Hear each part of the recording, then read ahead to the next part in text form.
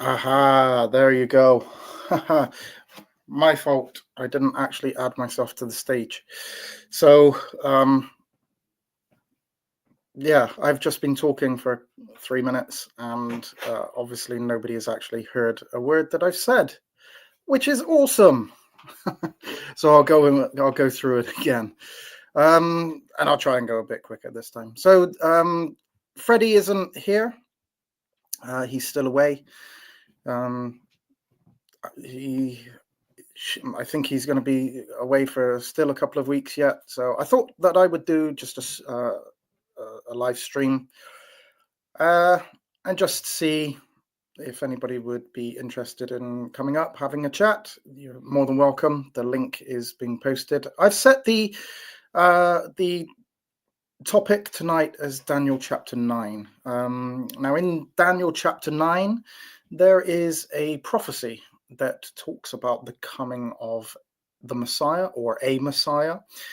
And it says that the Messiah must come and be cut off before the destruction of the temple and Jerusalem. So many Christians understand Daniel 9 as specifically verses 23 through 27 as being a prophecy, a clear prophecy of the messianic reign of Jesus and the coming of Jesus Christ.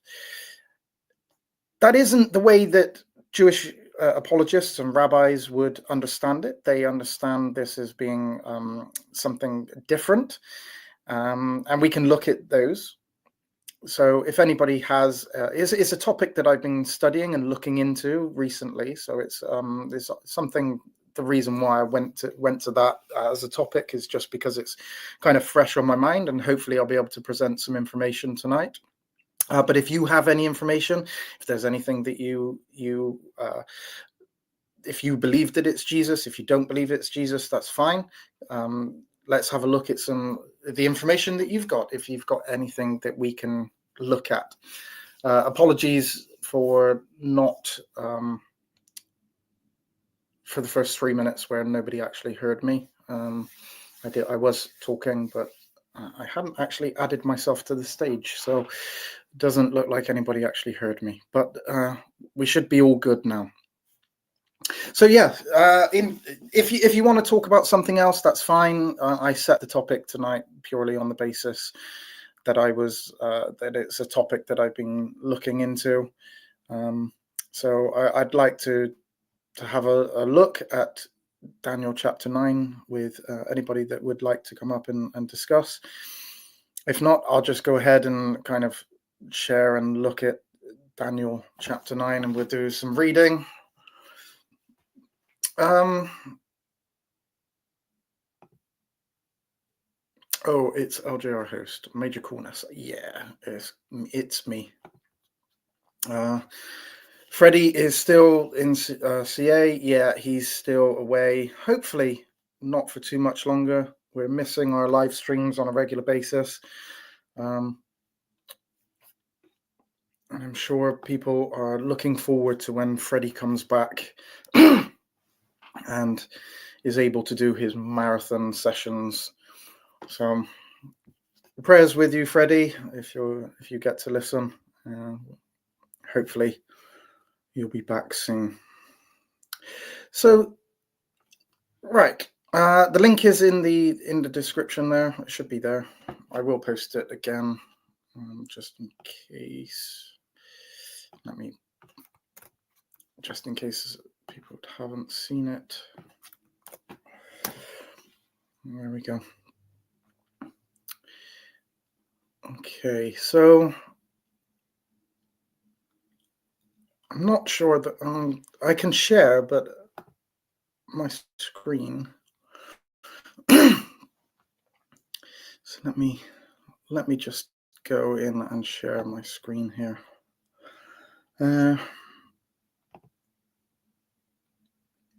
Present, share screen. And I'm just going to look at Daniel chapter 9.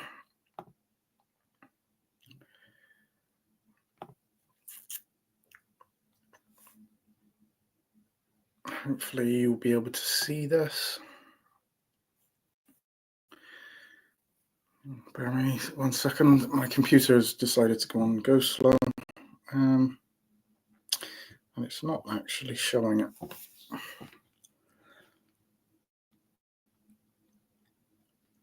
Oh, there you go. No. Why is that not? Why is that not showing? Oh, there you go.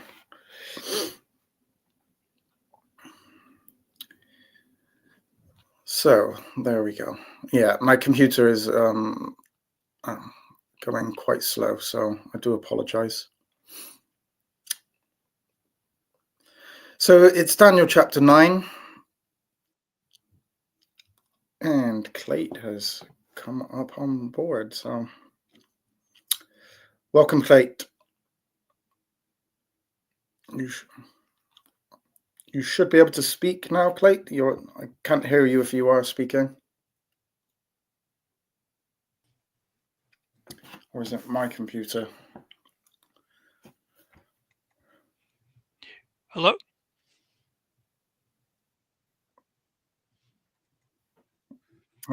Hello, Clayt. Can you hear me? Hello? Oh, there you go. There we are. Yeah, I wasn't hearing you in my headphones for a minute there, man. So, how are you? I think my computer was just running really slow, so it took a while to actually connect you into the chat. So yeah, or at least the network. I wouldn't necessarily blame the computer itself. Just the network stuff doing what it does. But I'm here now, so that's all that matters. The only thing that matters, more than that, the only thing that matters more than that is the fact that LJ is here, filling in for Freddie on a live stream. Yeah. So everybody can smash that like button if you're down there, either right now during the live stream or if you happen to be watching this on a replay. Either way, we don't care. Just please smash that like button. It's a great thing to do, Yeah. And it helps Freddie's channel out a great deal. So when people actually put the like there, it does help Freddie's channel out. So please feel free to do so. Yeah, and if you want to be working against the channel, then just smash that dislike button. Either way, just hit one of the two. Yes, sir. Man, I had to jump through some hoops in the back, because I haven't been up, on a live stream in a while. So it was making me do all kinds of things, man, which I was not anticipating. It wasn't easy for me to actually set this live stream up for some reason. I don't know. It wouldn't allow me. Obviously, I pressed to add myself to the stream, and then it obviously didn't add me, and that's why nobody could hear me for the first 10 minutes or so. Oh, it took a couple of minutes. It wasn't that long. It was a few minutes. No, it wasn't 10 minutes, but at least you figured it out before you were on for half an hour, man. That would have been miserable. Well, it was Tony that. It was Tony said in the comments. He said that it was a black screen and silent. So it was only then that I actually realized that nobody. I noticed that too, and then Well, it was a good thing you posted, man, because I think I saw that right after I commented there that I couldn't hear audio too, and I saw his comment. I was, oh, look at that, man. Guy, he's on the ball, man. He is on the ball. Yeah. So so you know what they say when you go on. There seems to be a delay. I think it must be my computer. No, it's not just your computer, man. It's the network, dude. It's pretty much never people's devices. Just because you know what it is when you get onto the internet, man. And a lot of stuff has to go through a lot of routers, and like now we're on StreamYard, right, and YouTube. So all this stuff is going through their systems before it gets to other people. So there's a lot of stuff that could go wrong between me and you and me, So it's not really necessarily your device or mine. It's just Again, the network doing what it does. Network. Hmm. I think that it's slowed my computer down quite a bit since I shared this screen. So I'm gonna just read the passage in particular, and then I'm gonna take it off of being shared, and hopefully that will speed my computer back up a little bit. Okay, so this is Daniel chapter 9. So it's verses 23 to verses 27. So I'll read that little bit. Now, we may have to go back and have a look at the context of Daniel chapter 9, look at the opening verse 1, 2, and 3. But we'll just start off with this. So it says, "At the beginning of thy supplications, the command came forth, and I am come to show thee. For thou art greatly beloved. Therefore understand the matter and consider the vision." So this is Daniel. He's being shown a vision, and now he didn't understand the vision, and so God sent Gabriel to explain the vision that he had. And it says, 70 weeks are determined upon thy people and upon thy holy city, to finish the transgression and to make an end to sins, and to make reconciliation for iniquity, and to bring in everlasting righteousness, and to seal up the vision and prophecy, and to anoint the most holy. Know therefore and understand that from the going forth of the commandment to restore and build Jerusalem unto the Messiah, the Prince, shall be 7 weeks and 62 weeks. Now I'm not going to go into too much, but these are weeks of years. Days. So it's actually 7. Oh yeah. It's 7 weeks of years rather than days. So it's so 7 weeks of years is 49 years, and then 62 weeks, which is 62 weeks, which is 434 years. So right. Because from the score, going out, because the score is 20, like, right? Yeah. So 3 score is an old way of saying 20. So 3 weeks is 62. 434 years, and then it's going from the commandment to restore and build to the Jerusalem until the Messiah, the Prince. All right, so we have to. There's quite a bit involved here, so we have to know when the commandment came, and that will give us the 7 weeks, which is 49 years, and 3 and 2 weeks, which is 434, which is 483 years in total. The street shall be built again, and the wall even in troubled times. And after 62 weeks shall Messiah be cut off, but not for himself. And the people of the Prince shall come and destroy the city and the sanctuary, and the end thereof shall be with a flood, and unto the end of the war desolations and determined. And he shall confirm the covenant with many for 1 week, and in the midst of the week, and so again this is years, he shall cause the sacrifice and the oblation to cease, and for the overspreading of abominations he shall make it desolate, even unto the consummation, and that determined shall be poured upon the desolate.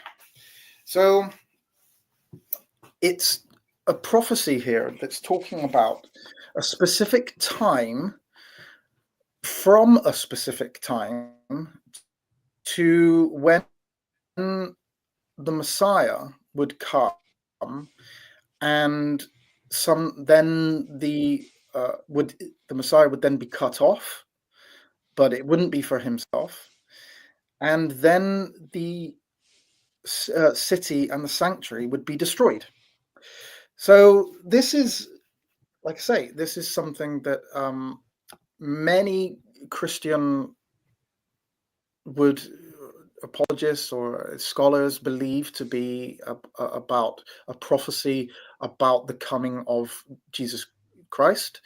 And depending on when exactly you start this command, it kind of perfectly aligns with Jesus from to the coming of Jesus, or to the cutting off of Jesus, at least. So it is understood by many Christians that this is a one of the most clear messianic prophecies that was very clearly fulfilled through Jesus Christ. But it isn't the way that many Jewish apologists and rabbis would understand this. They interpret this very differently, and they look at the various parts of this prophecy and actually break it down and say that this isn't talking about Jesus at all. So it is an interesting topic for me, anyway. Other people may not be so interested. Yeah, but when you say that it's not, they're saying that it's not talking about the Christ, are you like talking about the sort of people that just flat out deny the Messiah altogether already? So they kind of be inclined. Yeah, it would be mainly so Jews who are interpreting this this passage argue that it's not talking about Jesus at all, and in fact, actually there are two messiahs in the passage, and one of them is Cyrus, King Cyrus, and the other one is Agrippa. So that's their understanding of this particular passage. So they don't take that 490 as weeks of years then? Like they do. Yeah, no. Jews and Christians, scholars would both understand this to be because of the Hebrew that is underlining it. It's talking about years, the weeks of years. So it's just the Hebrew that underlies this passage that makes it clear that we're not talking about literal weeks, we are talking about years, and Jews will understand that themselves. They understand this to be broken into two specifics. So the 7 weeks or 7 years, which is 49 years in total, they understand this from to Cyrus, I should say. Cyrus fulfills this at the end of the 49 years, King Cyrus.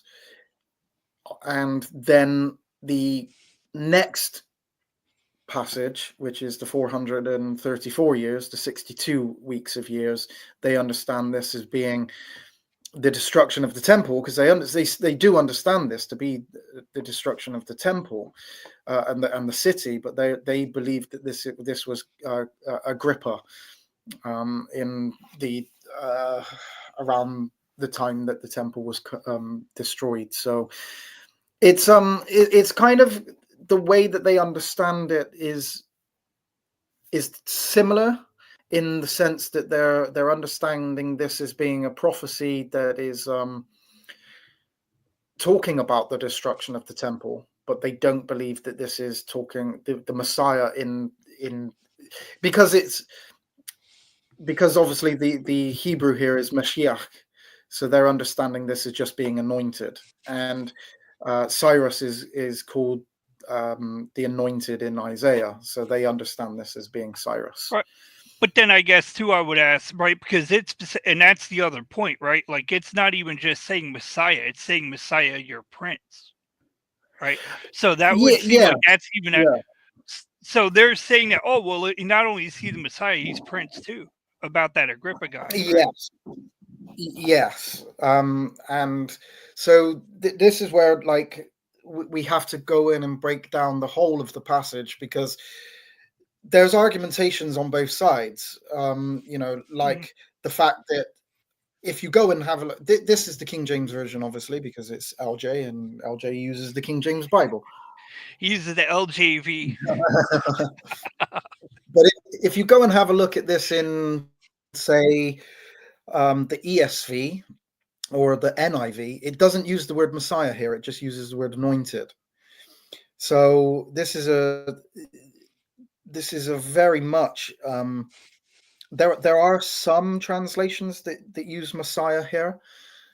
It's the only two places in the Bible that the King James translates this as Messiah rather than anointed. So it's very clear that the translators of the King James Bible understood this to be a messianic prophecy. There's no question about that. They Well, understood look, this to be the yeah, Messiah.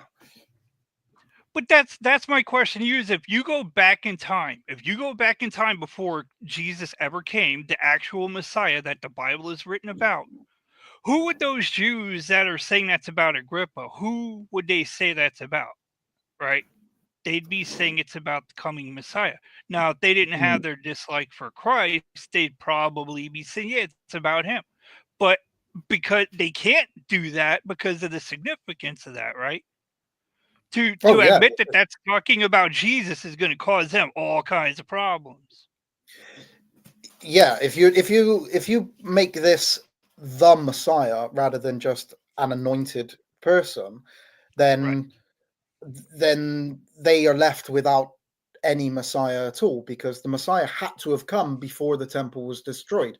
So if the Messiah, as it's translated is here, even though Is that the how it is in the Hebrew too though? Does it specifically like point to it no, being the, no, or it is doesn't. it just say Messiah?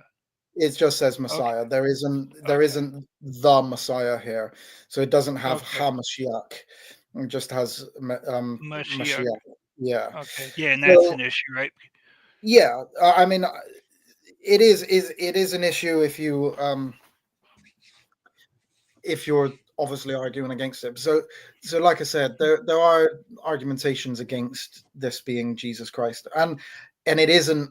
It's the same as when we look at any kind of topic. There's always arguments against it. It's just whether they are kind of how strong those argumentations are the Right. against it, and whether the argumentations for this being Jesus are strong in a sense. So whether it should be translated as the Messiah or even just Messiah rather than anointed is a bone of contention between Jews and Christians.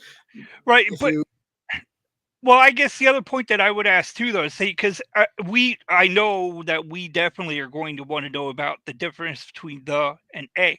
But if they're talking about the word Messiah, like it is a title to a specific person, which is ultimately the specific person, because it sounds like the angel's talking about it's going to be a particular kind of person that you're all expecting, and you're expecting him for a certain reason. But then it mm, also goes, this is where I would point back to where when in the flow of that conversation, that angel says to him, Mashiach, your prince. So that itself is saying the Messiah, right? yeah, I would agree with that, and that's actually a really good point there, Clay, is that you are talking about let me bring this up because it will have we'll just have a quick Yeah, at yeah. While you're the looking that up, I say hello Hebrew to and Joffrey down there, to Boo Baker, because those guys are in the house down there. So yeah, I saw Boo Baker there. He said hello. Sorry, I didn't say hello immediately. I was just doing this. that's I all right. was You're going busy, to man. extend my welcomes to anybody that is listening in. Link is in the description. Well, it's in the chat. You are more than welcome to come and join me and Clayt as we discuss Daniel chapter 9 and whether this is talking about the Messiah, Jesus, or somebody else. Yeah, but I I think will it was in say verse fair warning to 24. everybody that because LJ is not Freddy, he probably will use that flick button a lot quicker. So be on your best behavior, because Freddy's not here, and we're going to show him that we can be adults when he's not around, because we are adults. All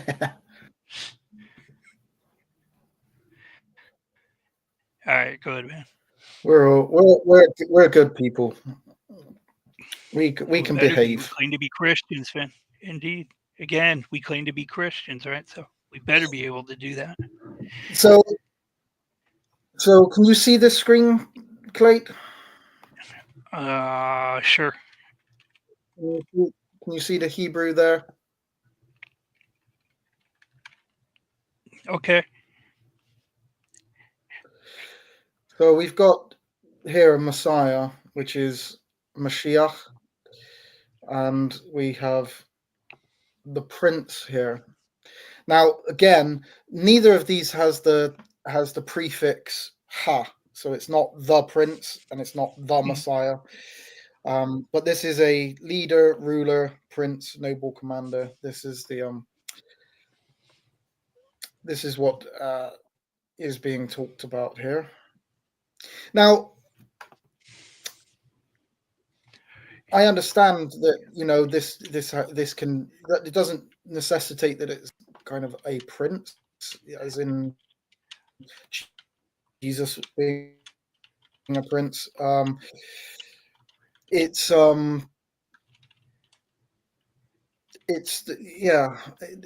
leader, commander there. So I can see why why people would argue against it. So it's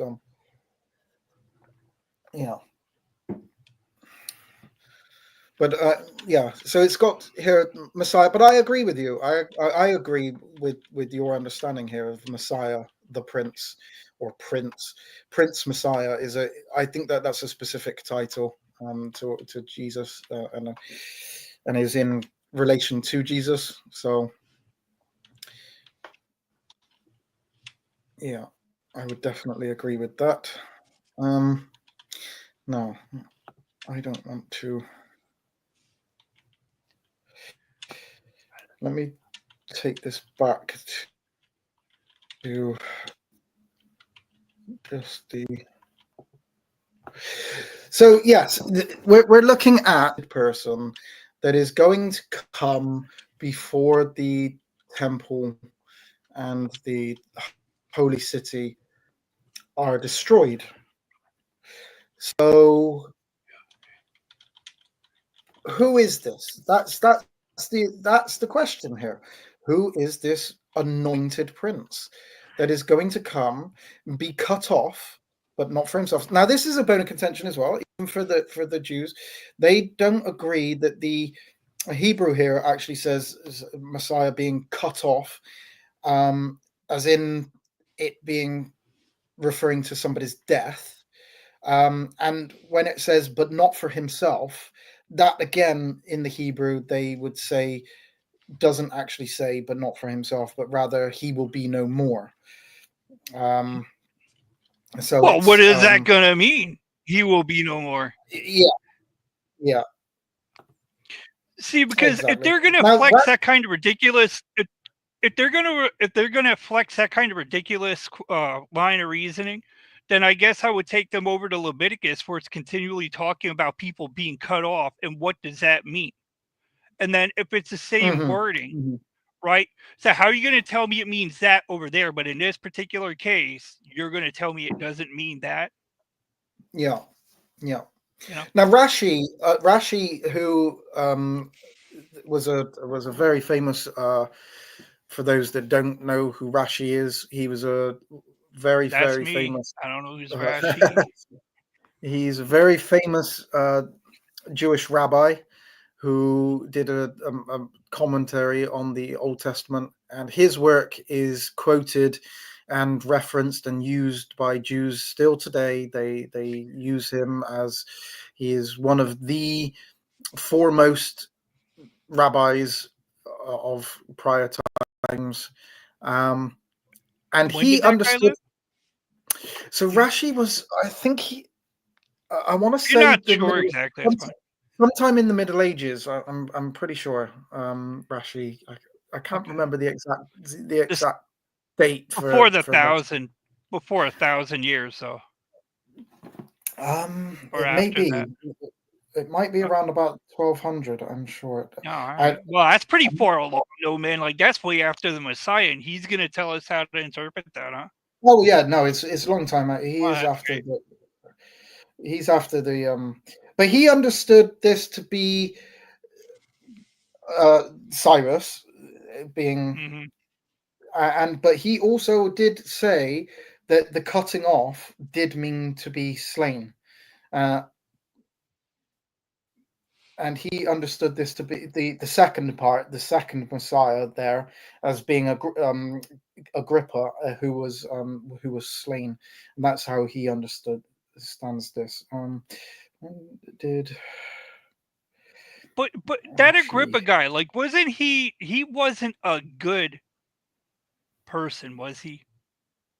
Like, as no, far as no, being a Jew, right? So why would they look at him and think that's who God is talking about? Why would they even think that? Like, just on the basis of morality, you would think that guy's gonna be excluded because he's quote unquote a bad Jew according to the law. And God's not approving of that, and he wouldn't use those people to accomplish his will necessarily, right?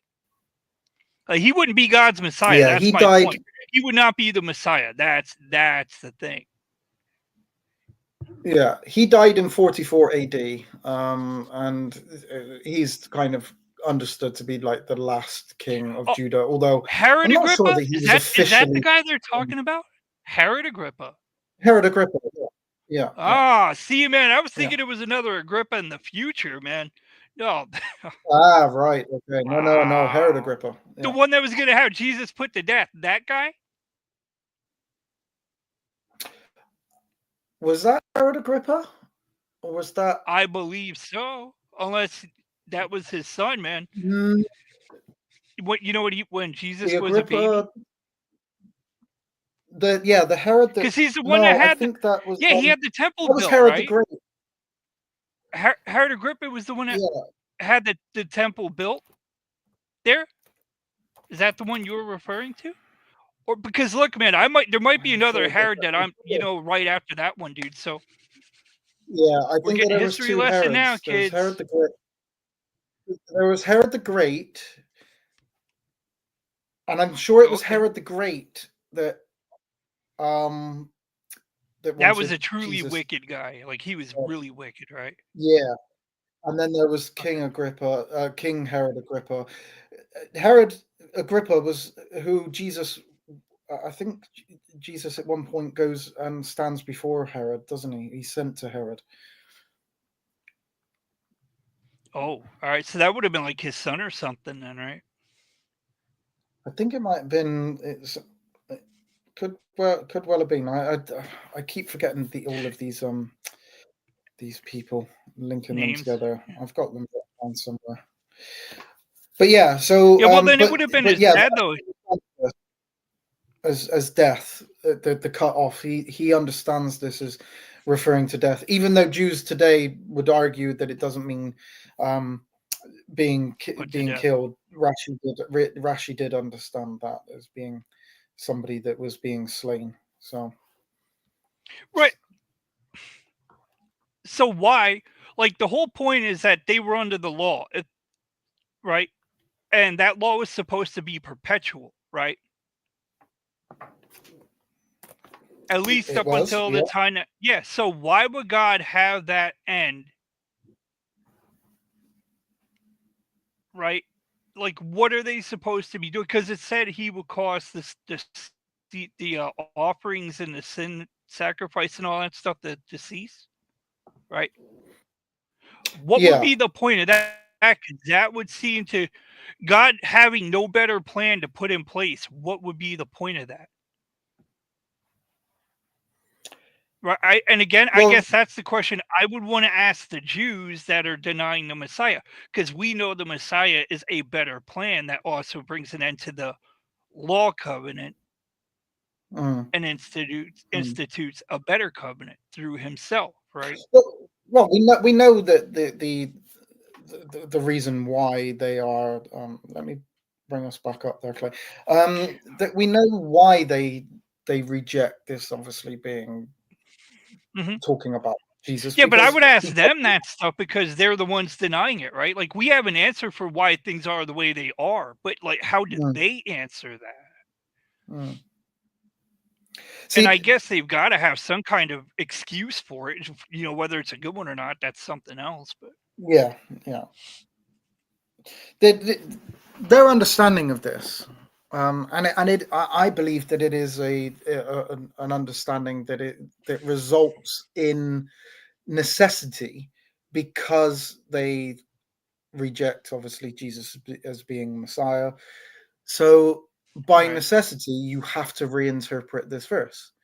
This cannot be about Jesus, so you have to interpret it in such a way that it doesn't point to the obvious of who it would be, because of the repercussions of that would mean that Jesus was the Messiah that was cut off, but not for himself, before the temple fell, and that is exactly what we would Christians understand. So that leaves them with kind of the position that Jesus would be the Messiah who was cut off. So you can't, if you're going to reject Jesus, then you have to have a different answer for this. And I see the argumentations that they present. I do see it. It's not like it's totally I'm not going to say just like made up, but it to a certain extent it does make sense, the argumentations. But when you delve into it, when you actually look at the arguments that they present, they don't really work. So Right. because there are too many holes there. There are too many holes there for it to actually be anybody else but Jesus. It just doesn't fit anybody else. Right. See, and I guess too, like, I don't know that Herod Agrippa, those guys were not truly from the line of David, were they? Well, there weren't. You're not sure the answer to that? He was king of Judah, so I presume he must have been. He must have been from the tribe of Judah, but yeah, from the tribe of Judah doesn't mean he's from the line of David, though. That's what I'm asking. I agree. Yeah. So if he's not from the line of David, and I don't believe that he is, then he surely cannot be the one meant to fulfill prophecy, because Scripture specifically says he would be from the line of David. Yeah. But they're not understanding this this anointed, this Mashiach, as being the end, final Mashiach, the HaMashiach. So they're not understanding Daniel 9. It's surprising, which a lot of people don't know, is that for Jews, Daniel is not a prophet. He's not. He's not part of the prophetic writings. You see, he's part of the Ketuvim rather than the Nevim. And what is that in English language for? So he is part of. So the Bible is broken up into the Torah, the first 5 books. Then you have the prophets, the minor prophets and the major prophets. Obviously, Isaiah, Ezekiel, Jeremiah being like the major prophets. And then you have the smaller minor prophets. Yeah, like Hezekiah, or not? Yeah, these types. Zephaniah, Haggai, Zechariah, Amos, Jonah. Those guys. Yeah, those would be classified as minor prophets. And then you have the writings, which are things like the Psalms, Proverbs, these types of these books, and Daniel is included in them, not the prophets. Well, that's stupid. Yeah. So he wasn't considered to be a prophet in the full sense of the manner. He was considered a prophet, but like he didn't prophesy all the time. I'll show you. Well, you don't have to. You don't have to prophesy all the time. Yeah. The point, look, I would tell him this, look, that guy gave exact things. God told him stuff like the dreams. Don't tell me that wasn't, he was interpreting a dream, which happened to be a prophecy God gave to that guy, but he told him exactly what was going to happen, right? Plus the other things that went on there. And then he rolled that thing with the meanie, Teakle, and Parson on the wall, and he told him exactly what was going to happen. Even if it happened that night, the point is he knew and he interpreted what it was. So he was basically prophesying there, right? So multiple times, and it was serious stuff. So to say he wasn't doing it all the time, that doesn't mean anything. The point is that he did it and he wasn't wrong, because we know what the law says about people that prophesy in the name of God. You get one prophecy wrong and you're prophesying in his name, it's the death penalty for you. That's what God stated. If they prophesy in my name and it doesn't come true, it's a false prophet. You're to put him to death. Did Daniel do that? No. You know, he didn't get it wrong. That's my point. He didn't get it wrong. And he did come in God's name. I agree. I'll just read you a couple of things that from Jewish rabbis and sources. I do want to say this real quick. I'm sorry, man. I want to go one farther. Yeah, I want to go one farther. In there, I will say that the angel was actually the one doing some prophesying to Daniel. He prophesied to Daniel about what was going to happen, and Daniel wrote it down. Yeah. So that's a pretty serious thing if it was literally an angel, which a number of Jews don't believe are real, which is nuts. But if they are, that angel clearly gave those prophecies about what was to come.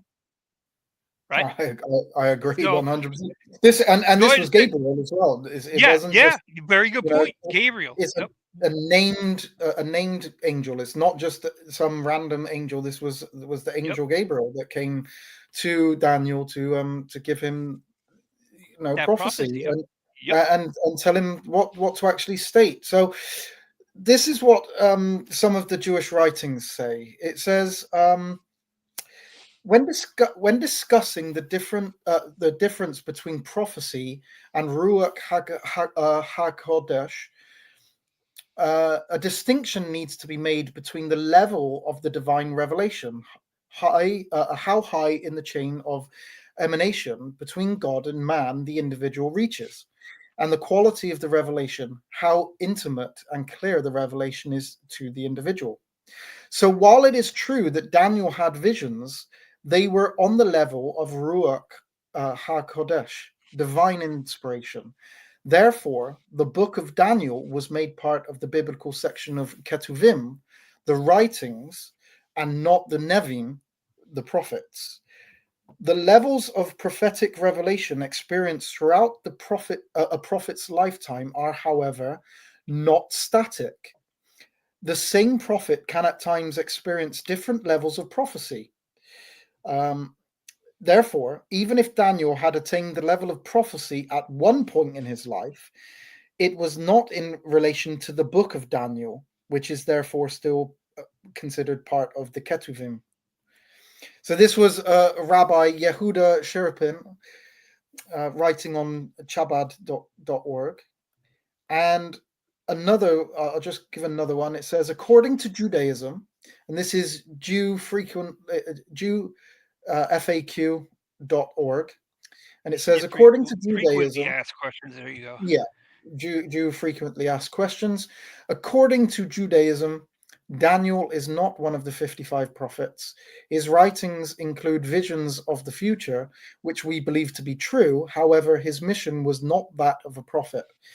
His visions of the future were never intended to be proclaimed to the people. They were designed to be written down for future generations. Thus, they are prophecy. Thus, they are writing, not prophecies, and are classified accordingly. That is some of the most idiotic stuff I've ever heard, man. You have to kind of take away the, if you don't want Daniel to prophesy about a Messiah, just stop him being a prophet. It's one way of doing it. Well, they can do that to their own destruction, man. And that's exactly what it is. It's to their own destruction, Yeah. Look, And I'll just read one more. It says the Gemara yeah, go ahead. comments in certain ways. They, the prophets, were greater than him, Daniel, and he, certain ways, he, Daniel, was greater than them. They were greater than him as they were prophets, and he was not a prophet. All right. So this was this is on Sephira. This is the Talmud.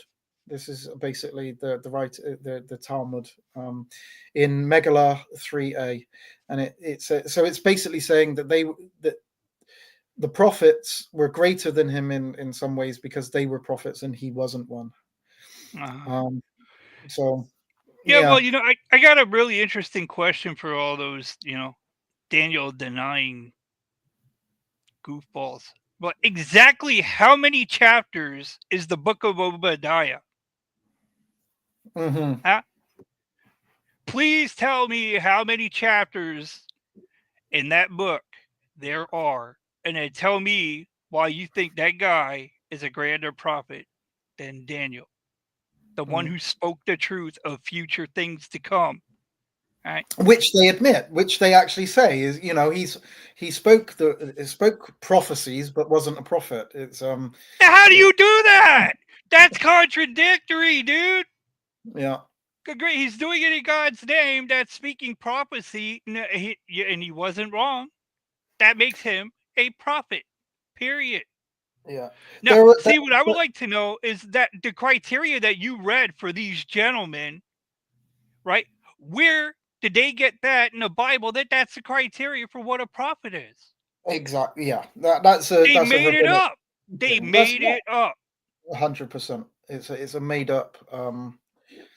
up criteria of what makes a prophet and what doesn't make a prophet. Now, obviously, right, because we're going to say, it says right there in their own law what makes a prophet. Anybody that comes speaking in the name of God and is telling you things that are going to happen, if they happen and God sent them, that's a prophet from God. If he says stuff in the name of God and it does not happen, that is not a prophet that I sent, you were to put him to death. Which means they were allowed to have 0 prophecies wrong. That's how many times they were allowed to be wrong prophesying in God's name. 0 times. Yeah. Which means they had to have 100% accuracy as a prophet of God. Even if you prophesied, one time and it came true, if you then prophesied again and it didn't, you're a false prophet. As simple as that. Yep. Because that if you're prophesying in God's name, we do want to make that. Now speaking on your own behalf rather than on the behalf of God. But and if you're speaking in your own behalf, it don't matter what you say, because you're not God. So, neither, go away. Yeah. So that's crazy, man. That is the argumentation, is that Daniel is not a prophet. He wasn't a prophet, so his writings are not classified as prophecy, even though they consider him to have prophesied. The book of Daniel itself was not or shouldn't be classified as a prophetic book. Even though there are prophecies within the book, it still is not classified as prophecy. Oh, good grief. Those guys are nuts. It's a desperation, I think, to deny Jesus as the Messiah. You, in every single way that you can possibly do so, it seems that the argumentations against it, and I mean, there's so much information that I've looked at so far regarding the argumentations against this being the Messiah. It's Cyrus, it's Agrippa. It doesn't mean to cut off, doesn't mean to die. Messiah here shouldn't be translated as Messiah, should just be translated as anointed. But that's what Messiah means. Yeah. That is what it means. Yeah. Now they clearly understand that the Messiah is going to be anointed. So, and it's going to be under the same title, Mashiach, as what anointed is. Now, we know that there were other people who were classified as Mashiach in the Bible who have been anointed, but there is only, and the Jews are still waiting. They understand that there is one special Messiah, one HaMashiach, the Messiah. There will be this Messiah that comes. They understand that. or otherwise they Mhm. wouldn't be waiting for the Messiah and praying every day on a daily basis that the Messiah comes. Yeah, So and they know. referring to him as the Messiah, right? Like, because they knew there was going to like lots of Messiahs potentially, but the one that is coming is the Messiah of the Messiahs that came, right? Yeah, because So, Hamashiach isn't found in the Tanakh. So the Hamashiach, the Messiah, has been kind of added.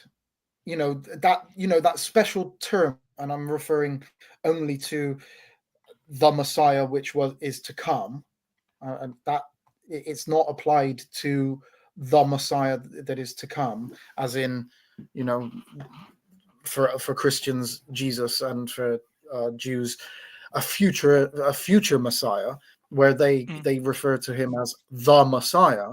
But that term, the Messiah, applied to the Messiah, doesn't exist in Tanakh. So even It's crazy. though, So what are they? Go ahead. But no, I was just going to say that even though in Daniel it doesn't have Hamashiach, it doesn't negate the fact that this is Hamashiach, a reference to the coming Messiah. your It doesn't. prince, because it doesn't stop at Hamashiach. He says Hamashiach, your prince. Mm-hmm. Right. So again, just and I'm stressing that for other people listening too. So he's talking about that saying there, but it's the angel. It's not even just like something Daniel's saying. Daniel is being told this by an angel sent from God to tell this to Daniel. So this angel was not just talking about some guy. It wasn't just some person. It was going to be a very particular person that was to come. Right. So I don't know, like, that how does that's that even play into like the the 70 weeks, right? Oh man, yeah. it's You know, crazy, dude. for me, it's a very clear prophecy. Um, Yeah. but the so there are, like, again, even down to the wording, about this command going out and to rebuild Jerusalem, which um, Jewish Jews kind of push back a little bit as being the time wise. Christians mainly argued that this was a command given by Artaxerxes. And so No, it Artaxerxes wasn't. became. Well, the Christians are saying that, you said? Yeah.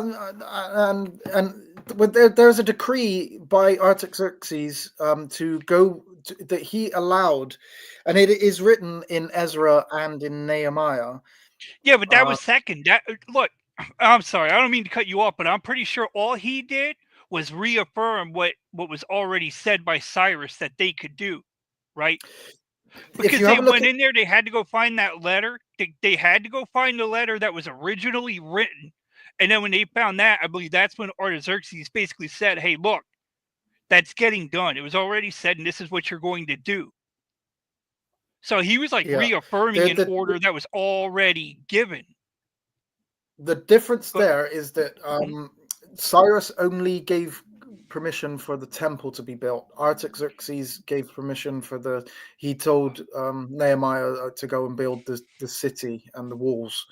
So it depends on where you Okay. look at the prophecy, and where you put the time wise on this. Then this is an important thing, Clay, and it is, what you just brought up is an important part of this. When do we start this? Is it Cyrus who was told? So Isaiah talks about Cyrus a long time before Cyrus comes, and this is one of the reasons why many mainstream scholars today don't accept Isaiah as being a 6th century, 7th century, or 8th century, whatever it is, writing. They believe it to be kind of like a 2nd century writing, because um, you know it prophesies Cyrus, and obviously the Bible can't actually really prophesy anything, so it must have Yes, been people are after. ridiculous, man. People are ridiculous. Okay, Yeah. see, look, now this is the beauty where God says too, okay, you guys want to play those games, okay. See, but things happen, and God said Babylon would never be rebuilt. He says Tyre, right? It's never going to be rebuilt. Never going to happen, man. God specifically said never. So if you want to play your games to say, oh, he couldn't possibly have prophesied that stuff ahead of time. No. Because God also said that Egypt, it's not going to be destroyed. But guess what? It's never going to be a powerhouse country like it used to be back in the day, homies. Never going to Mm. see that kind of wealth ever again. And is Egypt still around? Babylon's not. Tyre isn't. Egypt is still around. And God said, hey, we're not really going to destroy you, but you're never going to be that massive nation. Are they that group, that country? Have they ever been really wealthy since that time? Like over the last 2,000 years, has it ever been outside of Greek rule, like influencing it on their own as a people? Have they been a wealthy country as the nation Egypt? Right? They're not a world power. They're not a dominating power. They have not been that for a very long time, and God told them that would never happen for them again. So there's another thing true for the Bible. No matter what you want to do with playing around and moving stuff out of the way, right? Those things are still there. And, just to throw that one out on the pile, that stuff with the wars back during Iraq time, you remember with Saddam? Like, to the best of my understanding, that guy was saying that he basically wanted to go in there and rebuild that area of Babylon. He wanted to go do that. The And what gate, happened? yeah, something about the gate there.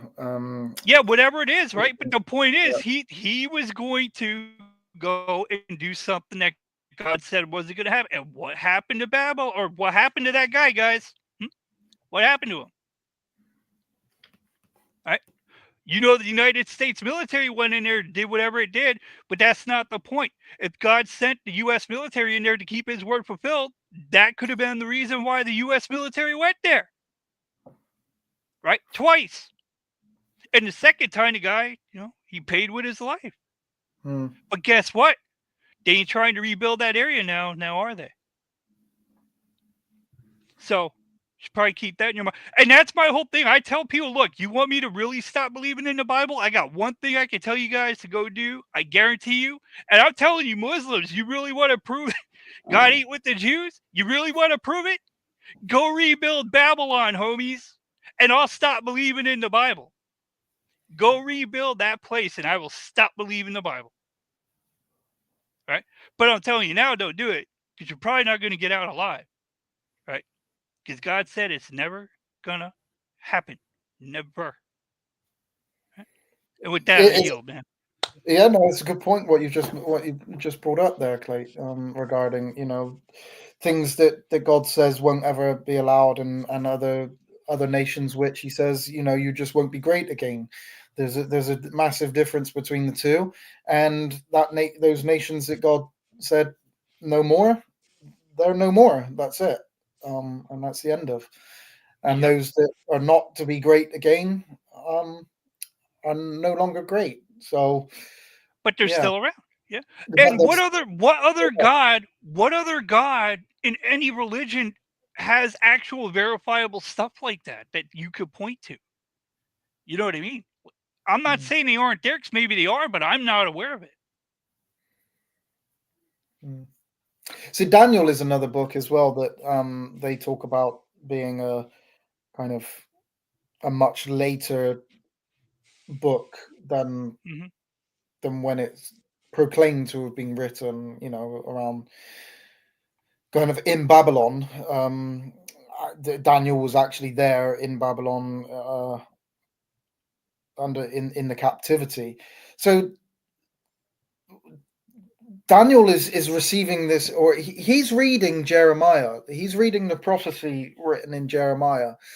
Yeah, like chapter 25, I think, right? That's the way it talks about the 70 years. And 29, yeah, that talks about the 70 years. 29, maybe. 25 and 27, 29, yeah, it talks about the 70 years. And Daniel is reading this, and he's putting the kind of timeline, and in most people understand that. I think Daniel was writing somewhere. Well, he understood this around about 67, the 67th year, and so he's kind of understanding. This is this prophecy is coming to an end, and so he's wondering what's going to happen now. He thought that he conflated the prophecy of the coming of the Messiah and the rebuilding and everything as being kind of fulfilled at this time, which is why Gabriel is sent to explain to him, no, it's not 70, it's not just the 70 years, it's 70 weeks of years that are going to be part of this, and for its full fulfillment for the punishment, basically, for the iniquities of Israel. And so but most people, most scholars don't say that. They say that this was a 2nd century writing. That's ridiculous. And even still, well, yeah, because of all the prophecy that's in that book, which clearly, because Daniel's not a prophet, remember? So they got to put him way down the line after all that prophetic stuff that came true. The problem for those guys is that Daniel didn't stop there. And not only Daniel, but the angel, who clearly they're saying isn't a prophet either, you insane people. Right? So clearly that angel doesn't know what he's talking about either. And again, you guys are nuts, because he's talking about a heavenly being coming down out of the sky from wherever God's throne room is. And he doesn't need to be wearing an astronaut suit because he lives there, came down to this earth, talked to a human a couple of times, and goes back out into outer space again without an astronaut suit. The point is, if you're believing in an angel like that coming down out of heaven into this earth, doesn't need an astronaut suit, because he can live in both places, because God gave him that ability. If an angel can do that, why are you stressing about Daniel giving a prophecy in the future? If you believe that angels exist, if you believe angels exist and go back and forth from heaven down to this earth, back up into heaven, go before God, then Daniel give you prophecies about stuff hundreds to 1,000+ years down the road. That's the least of your concerns, homie. Why don't you explain how you believe angels are real? I've got Andy down here. Andy, could you just put your camera on just to show me? I'm not sure that I. Did they try to attempt to explain that one? How an angel is there from God? Right? And it's not just one. Even when you get to Daniel 12, and that's not the only chapter, but there's at least 2 of them there. There's like 2 of them there with Daniel when they're telling him about this stuff. So, good grief, you guys. I'll tell you, there's some stuff in the Bible. Like, I take it because I believe the Bible is the truth. It can seem hard-fetched to believe, but guess what? The whole idea of God and all the stuff that goes on, But then if I was God and I created everything, I mean, that stuff ain't hard. Nothing is far-fetched to believe, because I see what humans are doing today. And why don't you go back 3,000 years ago and tell them about the stuff that's going to be in the future that we have today? And nobody bats an eye at it because we're so used to it. But those people would be flipping over backwards going, "You're nuts. That's not going to happen. That can't happen." Right? Go talk to them about waves in the air, right? And how you're going to use those to send all kinds of information through the air from one thing to another, and how we're going to use that for communicating and all kinds of business. It'll go all the way around the world. And as a matter of fact, you could talk to people up on the moon. Or how about this one? You tell me you're going to send a shuttle all the way out to another planet, and you're going to communicate with that. And it's going to communicate with you. Huh. Go ahead and tell them that. But he goes on. All right, man. Andy, do you want to Hello, sir. Hello. I just jumped in here to your guys' chat. I don't really know how long you've been going or what positions either of you even take on the Daniel 9 preterist prophecy. But So- Hey, Andy, I'm gonna blow your mind, man. We've been at this for like an hour, 8 minutes, and 30 seconds, 31 seconds, 32 seconds. Oh, wow. 30 seconds. Damn. Okay. All right, man. I heard there was a little bit of a dispute on when the start point of the 70 weeks was. I'm just. It wasn't a dispute on when it started. I was just pointing out that depending on who you speak to, there are differences. There are different postulations for the start period of this. Whether it's the decree that is given by Cyrus, or whether it's the decree, or whether it's when Artaxerxes gives the decree in Ezra 7, or whether it's the second decree that Artaxerxes gives in Nehemiah chapter 2. So that would give different dates for this prophecy, depending on who you read, which person is postulating the argumentation. That's all. I agree. I think the dates range anywhere from 605 BCE to 586 BCE, depending on exactly what you were just saying. If you base it off of the destruction of the temple, though, which seems rational, that's how I've always viewed it anyway. 586 BCE would be the date. Yeah. So that is another way. So that's how Jewish people would understand it to be, from the destruction of the temple. Yeah. Yeah. Well, but for me to throw something into that point, though, because I was reading, like we were talking about Daniel before, or not Daniel, but Jeremiah, right? But he doesn't specifically say that any time is going to start with the destruction of Jerusalem itself. It just talks about Judah, right? Like when it could have been earlier, being taken out of that. Yeah. So what I'm saying is that people try to push that date away from there. I'm saying that they're, for whatever reason they're coming up with that. I don't know, because that is not specifically said in the text, and that would ultimately matter. Now, if they want to put it on the city, that's on them, but that is not said directly in the scripture, from what I can tell. I agree. No, you're absolutely correct. It doesn't specify the city, but it does specify some sort of like tribulation that's happening to them, and I guess it seems like the Babylonians are the the land of Judah, when they went into the land, but the land is way bigger than just Jerusalem. The point is that they were going to go in there and start ripping them away from the land, right? And again, the land isn't just Jerusalem. So, and that's what Daniel got caught up in. When they came in, they took all those people away. And then eventually, after like years and years, I think a decade or so, that's when he ultimately ended up in the temple and tearing that down. Yeah. What you're talking about is some people base it off of the time when Daniel was taken. But either way, it seems like you would need to push the date forward like 100 years for the Daniel prophecy to line up with Jesus, no? Well, that's where the prophecy regarding Artaxerxes comes in, about the time when Artaxerxes, because Artaxerxes became king or his reign started in 465 BC, and in Ezra it talks about 7 years after he gives a decree in 7 years after. So that would push that down to roughly around about. Well, it depends on who you, because some say he reigned from 465, others say 464.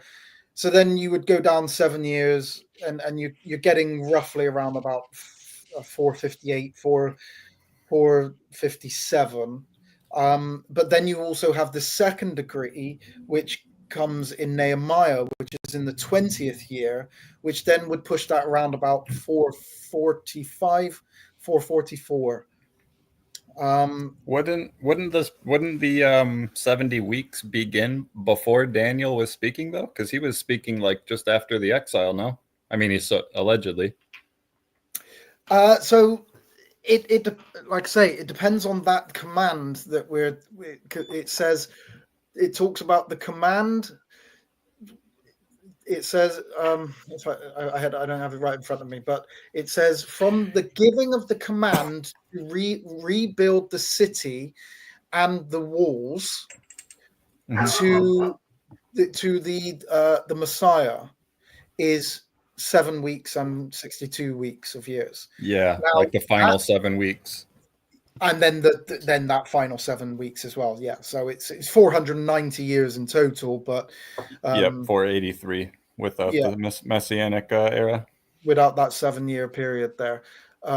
So if this is where it gets confusing, is it 444? Is it 457? Is it all the way back in 565, or even before that? This is where it becomes slightly confusing.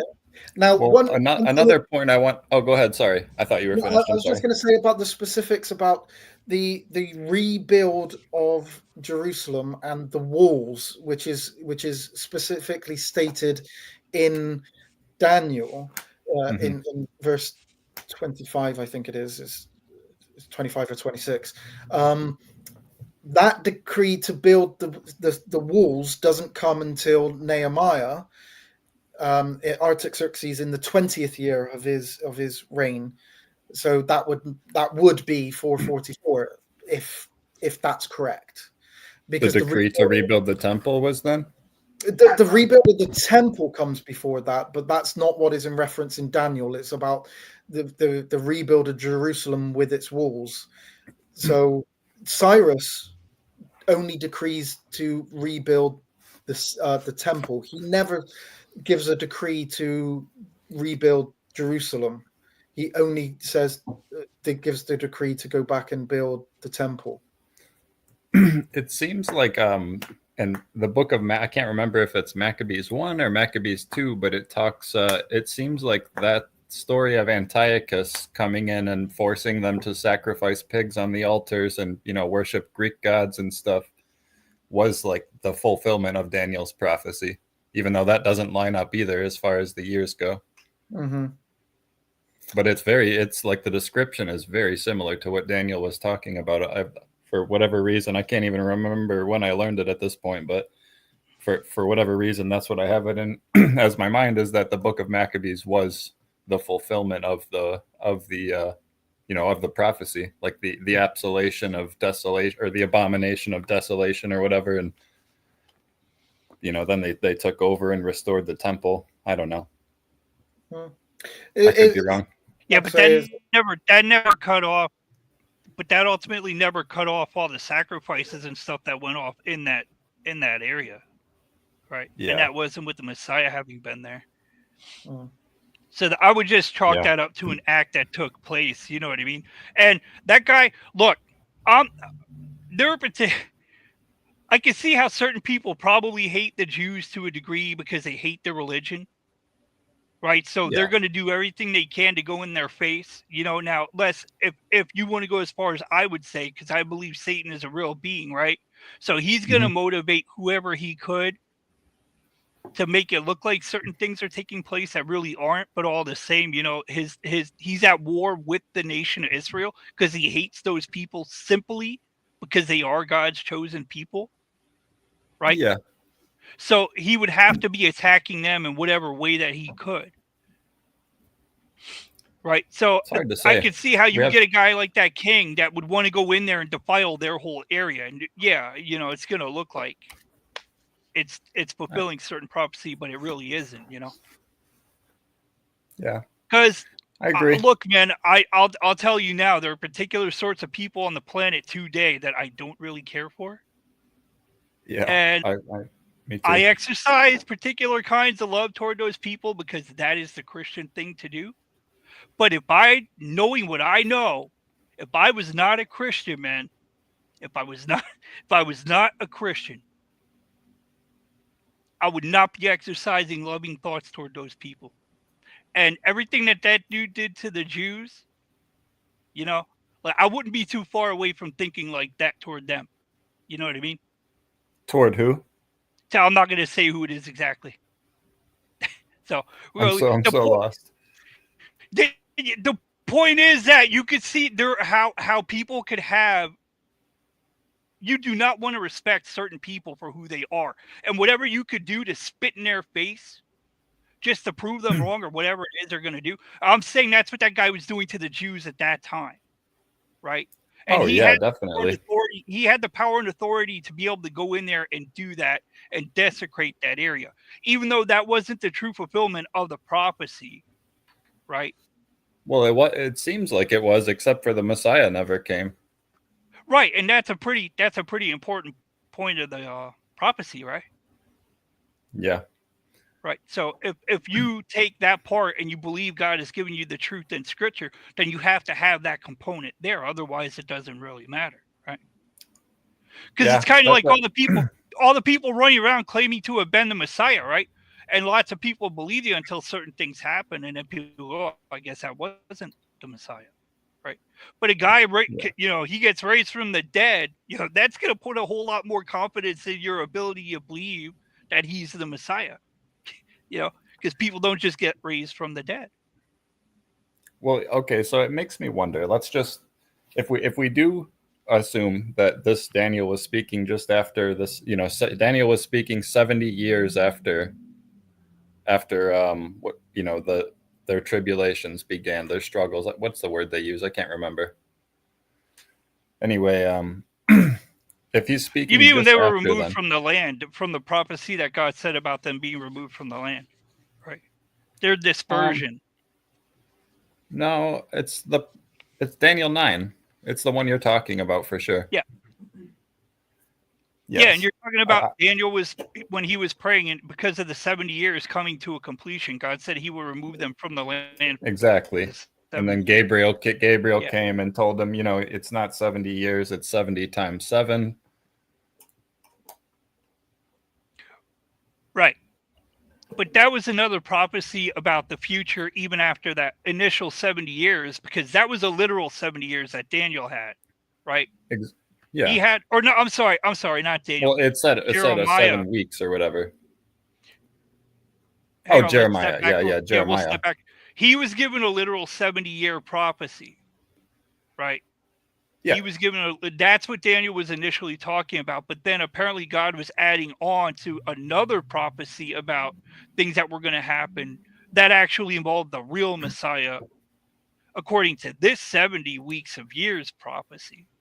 So wait, you don't think that that Daniel was saying that, like, you know, the 70 years is up? Why are we still suffering?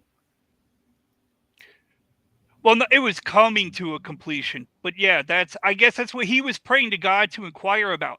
When you read the beginning of that was a prayer that he was praying to God, right? And he started to fast, right? Because that angel, that's the account. The angel says, "Look, as soon as you started to pray, I was sent to come talk to you, but I was resisted." Ultimately, you know, we know that was Satan that resisted him for 21 days. He resisted that angel from getting to Daniel, until Michael the archangel had to actually come help him to get around that, you know, Satan.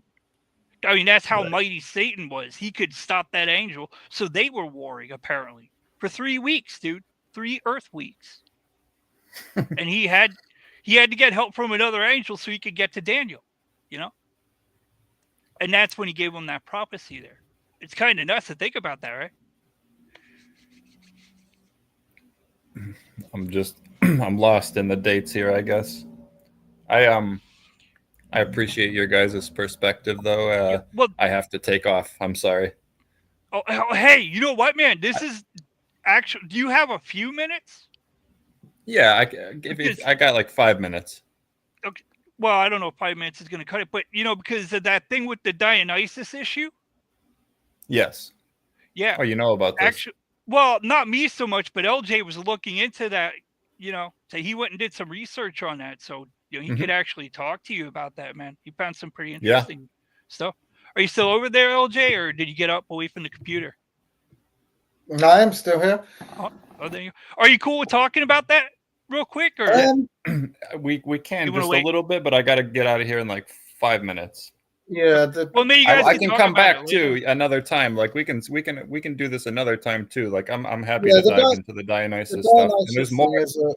thing is quite a long discussion, Andy. So I Mhm. definitely, because I did go and read the book that you actually told me to go and read. So I did go and read Yeah. it. Did I And say Ovid's Metamorphosis?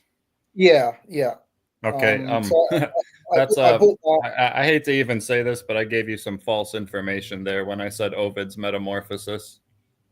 It seems Okay. that, and this just came from my own ignorance on the subject, but it seems that John is actually drawing from a different story about Dionysus, and I thought that it was coming from Ovid because Ovid was a contemporary source that had just blown up at the time, and the parallels were all there in Ovid's writing.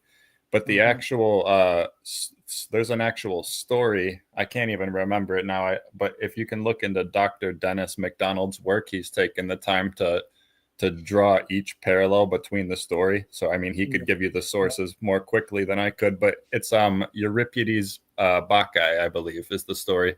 The Bacchae from Euripides. Yeah, I've read that as well. I bought that as well. Okay. Well, he apparently there's like sentence for sentence stories or sentence for sentence parallels, like 20 in a row, and he's saying that they even use the exact same Greek phrases and stuff, and like when there's like several descriptors for the word, they're using like the exact specific Greek words that Homer uses in his epic. Or I'm sorry, Yeah. Euripides, not Homer. So Euripides was a fifth century BC writer, and so Yes. he wrote about. So I'll just quickly read from Euripides. It talks about the mother of Dionysus being killed by a thunderbolt while giving birth, and then Zeus covering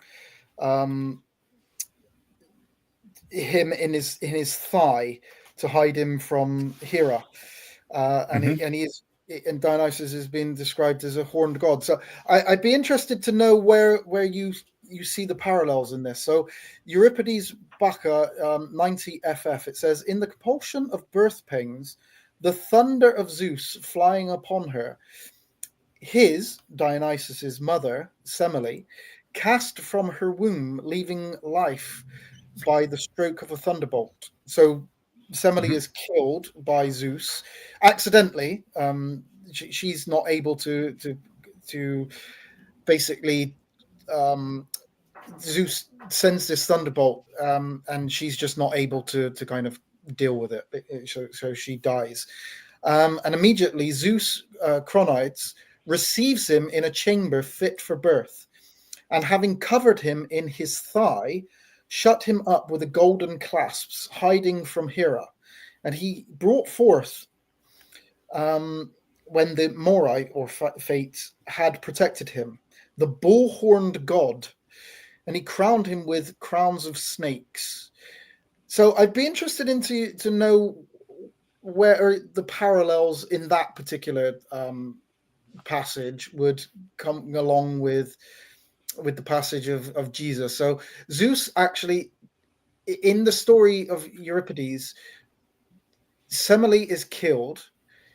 She gives birth to Dionysus when she's being killed, and because the child is not fully grown yet, Zeus takes the child, puts him into his thigh, and then he is then reborn. So this is the second birth of Dionysus, when he is reborn through Zeus, who carries him full term in his thigh, and then when his thigh becomes becomes feminine, female, and then gives birth to Dionysus. I don't see a parallel with Jesus in there. I'd be interested to know where you see it. It's actually I'm not actually the one that found these parallels. It's Dr. Dennis MacDonald. He's an astute scholar on the subject. He's been involved for probably 50, 60 years. graduated from Bob Jones University, then graduated and got his PhD from Harvard University and taught as a professor at Harvard University. He's an extremely educated man on the subject, and he's also extremely educated in Greek literature. Homer and Virgil and Euripides, and he's the one that's drawing these parallels. And he's not just drawing parallels in details, he's drawing parallels in sentence structures also, like they're using sometimes often the same sentence as word for word. And so, the details of the story also occur in the same order too. Like it's the whole, like every detail for the story from, and the parallels in John are fairly loose compared to some of the parallels in like the Gospel of Mark, for example. There are way stronger parallels in Mark, but it does, from the way that Dr. McDonald laid it out in his videos, it does seem like John is directly drawing from Euripides, but yeah, and I would argue in the exact same way as what Akara S argued for the Horus Jesus connection, is that is a desperate. I don't follow that, by the way. Yeah, is a desperate attempt to try and force a connection between the two by making parallels which are not really there, and Akari S does this, and I can go through and I've done it many times, shown how she does it, including manipulating pictures by turning them upside down and changing them to their actual meaning, and then reapplying a meaning to it. So I'll read you another section of Euripides Bacco. Hang on one second, because I'm not really familiar with the parallels in Euripides to John, because I was under the impression that the parallels were coming from Ovid before. So I haven't really looked into this as much as I have some of the other parallels. But if you would like, I could give you a quick example of the parallels that happen between Mark and Homer. These are something that I am a little more familiar with, and I know where I can get the examples from in text form to just read off to you really quick. Okay, so I'll be interested to see whether they're the same Homer writings that I've got. And this is something you can look into, because I got to jump off after this. Yeah, but, so I've got hymns, Homeric hymns 26, the Iliad. The Odyssey is where this is coming from. It'll be book 9 and 10 of the Odyssey. Okay, so and it'll be Mark 5, the story with the Gerasene demoniac. So if I'll just read off the parallels really quick, and you can look into them or whatever afterwards. Look into Dr. McDonald's writings on it or whatever. But so in the Odyssey, I'm just going to say Odyssey and then read what it says, and then Mark and read the similarity in Mark. So. Odyssey. Odysseus and his crew sailed to the land of the Cyclopes and Circe. Mark. Jesus and his disciples sailed to the region of the Gerasenes. Odyssey. On the mountains of the Cyclopes, innumerable goats grazed. Mark. On the mountain, a large herd of swine grazed. Odyssey. Odysseus and his crew of 12 chosen men disembarked. Mark. Jesus and his crew of 12 disciples disembarked. The Odyssey. They've encountered a savage, lawless giant who lived in a cage. Mark. They encountered a savage, lawless demoniac who lived among caves. The Odyssey. Polyphemus was usually depicted as nude.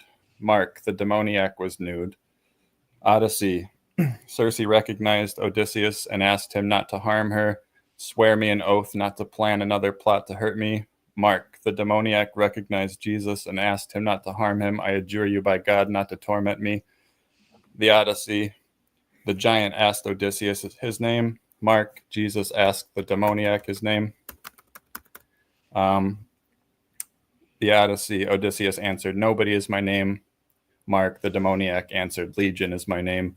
The Odyssey. Odysseus subdued the giant with violence and trickery, and Circe's magic turned Odysseus' soldiers into swine. Jesus subdued about 2,000 demons with divine power and sent them into the swine and drove the swine into the lake. The Odyssey. Polyphemus, the shepherd, called out to his neighbors. Mark.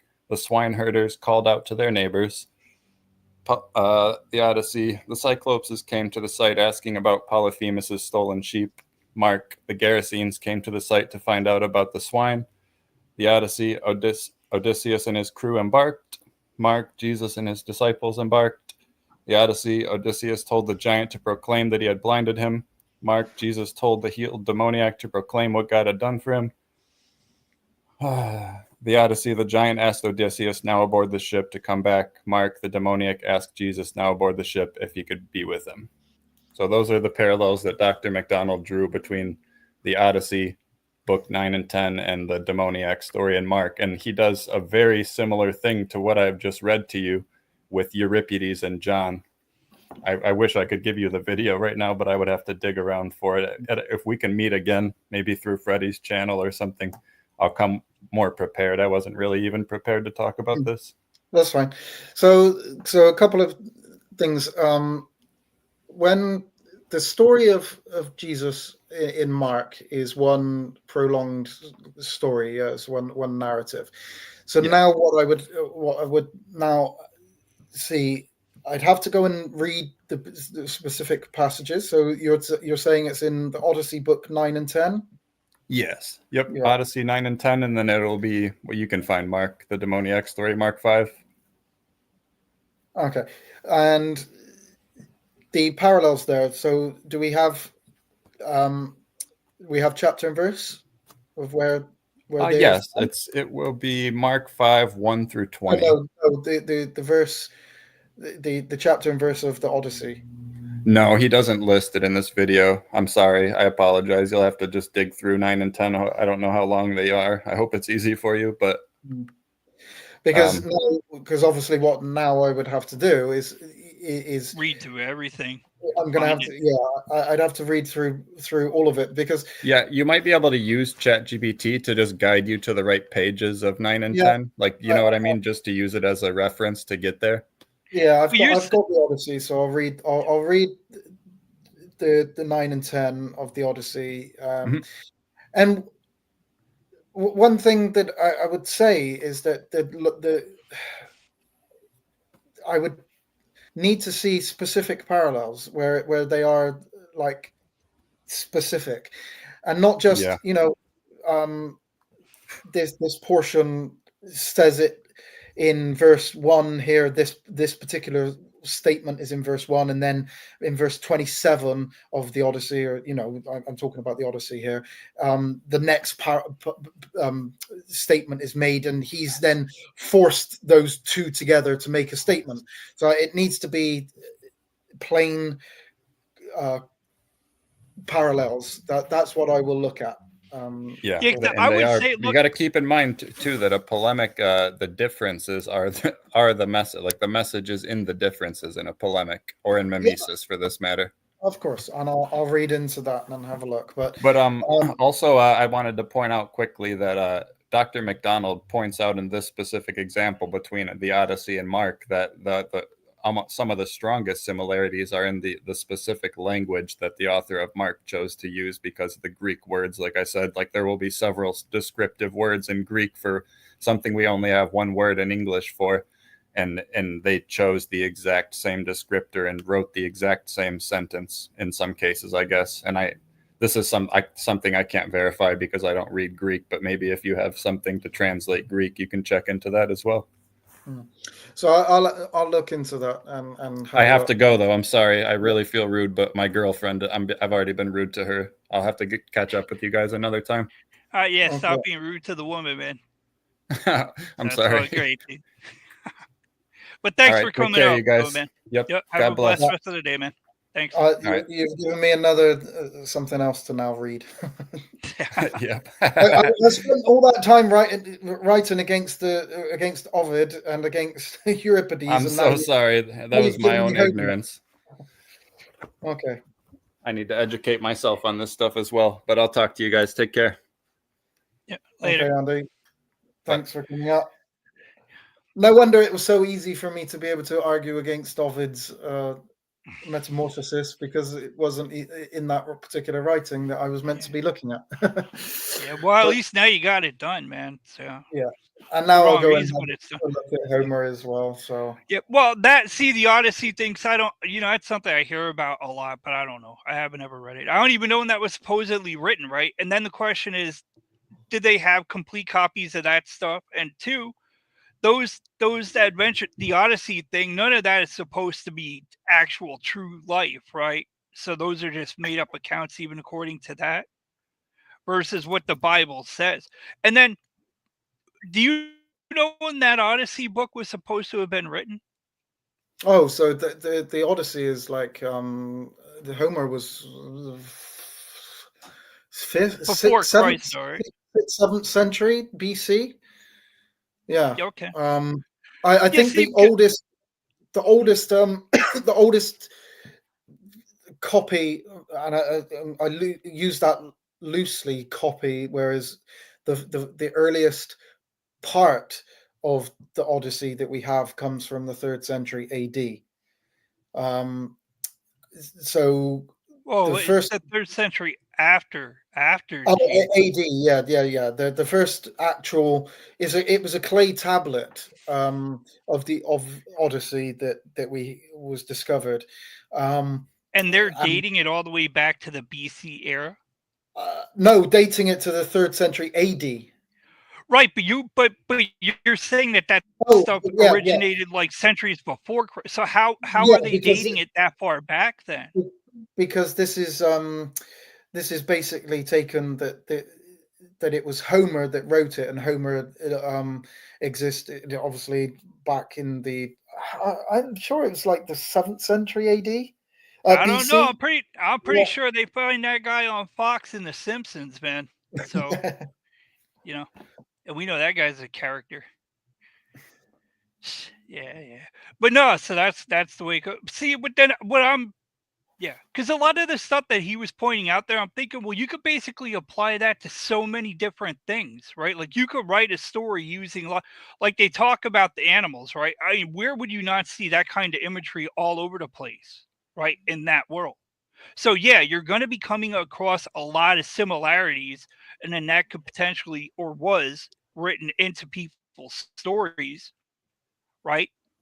So you could have real Mm, accounts of things that go on, and then you have people writing stories about things, but they're just pulling it in because it's so common. Wherever you go in those areas, you're going to see it. Like flocks of goats, flocks of pigs, flocks of sheep, groups of people. When things happen, they tend to do enact certain ways. So yeah, no, pretty much, people behave in certain ways, right? So it would be common to have those kind of reactions too. Now, you could say they're ripping it off from other stories, but no, that's just the way it would go. If you saw that story happen multiple times in different ways, you could expect certain things to take place because that's just the way people are, mm. right? I, So those that's what I I, was saying. Like a lot of the stuff that he's reading, it's like, well, I wonder, like if you were to take some real popular person today, and a lot of the things that he mentioned, you could say they would have this in their life, and some accounts when they were living it out, you could apply that stuff to things that they're involved with. Not all of it, but a good number of it could happen to them. So, definitely. oh, yeah, I'm saying that stuff is, you could say it's coincidence, but it's just, yeah, it's not impressive. Some of it to be there. Some of it is. It's all right. That's interesting, but hey, it being interesting doesn't mean that it's ripping off from the other. I'm just letting you know, Clay. I'm going to have to jump off Jump in out. a bit because Yeah, it's fine. I've still got some work to do. The original Christian is here. I'm going to add him to the stage. Let's not go down Hebrew Israelite roots. Oh, well, that's what you want then. Or he's going to start telling us about the true Jesus and we got it all wrong, man. Yeah. We are talking about Daniel chapter 9. So if you would like to go on topic, original Christian, that would be awesome. You have been added, by the way, original Christian. So you are there. You are free to talk. Yeah, I forgot your first name, dude. What was your name? I say it starts with an H, though. Yeah, I can't remember what it is, but I'm just letting you know that I am going to be jumping off in a bit. Jumping I out do, soon. yeah, I do need to go and do some work, so it's okay. So great. Yeah, hey, you guys over there on YouTube, though, man, if you didn't get to hit that like button, while you're here on the live stream or watching this in the replay, please make sure to do that. It would be awesome for you to participate in that way. Certainly appreciate that. All right. Thank you all. Hey, you guys, LJ too, if anybody ever wants to go over there, he's got his own channel. It's up there in his name, right? Follow in Truth LJ for YouTube, right? And then he's got a website if you guys want to go over there, but that is just plain followintruth.com. You go over there, check out his website, right? And he would certainly appreciate that. Oh, I would definitely appreciate that. And a lot of my writings are there. The Daniel writing that I'm doing, the study of into Daniel will be there very soon. I'm nearly finished, and I will update my Dionysus writing, which will include Homer's Odyssey, whatever the argumentations are within the Homer's Odyssey. So how big is that supposed to be, that whole thing with the Odyssey thing? Like, are they big writings or not really? It's a fairly chunky book, the Odyssey, yeah. Well, that's because they wrote it on clay tablets, dude. Yeah, that would be. But yeah, it is pretty. I can never remember which one's the bigger book. Is it the Iliad or the Odyssey? I can never remember, but I'll have to go and get them out and well, not the Iliad, because obviously it's only apparently in the Odyssey, so I need to go and read that now. But you're gonna have to tell, because I'm not gonna go read it, man. I know I'm not gonna go read I it. know I'm a nerd in that sense. I'm just no, that's fine. It's I will because do you're it. gonna go study it out, but like I keep telling like I've heard of it, and I just want to have some kind of idea what it's about because I keep hearing about it and I never go read it. Yeah, I didn't enjoy the Odyssey. I have read the Odyssey, but I've never tried to link it to Mark chapter 5. So that's going to be an interest for me to actually go and try and compare the two. I didn't enjoy it at all. Actually, I didn't think either the Iliad or the Odyssey were they're very hyped books, and everybody, you should read these two books because they're classics of ancient. You know what? I don't know what I'm gonna sound like to people saying this, man, but it, like the way you say about not being impressed with that.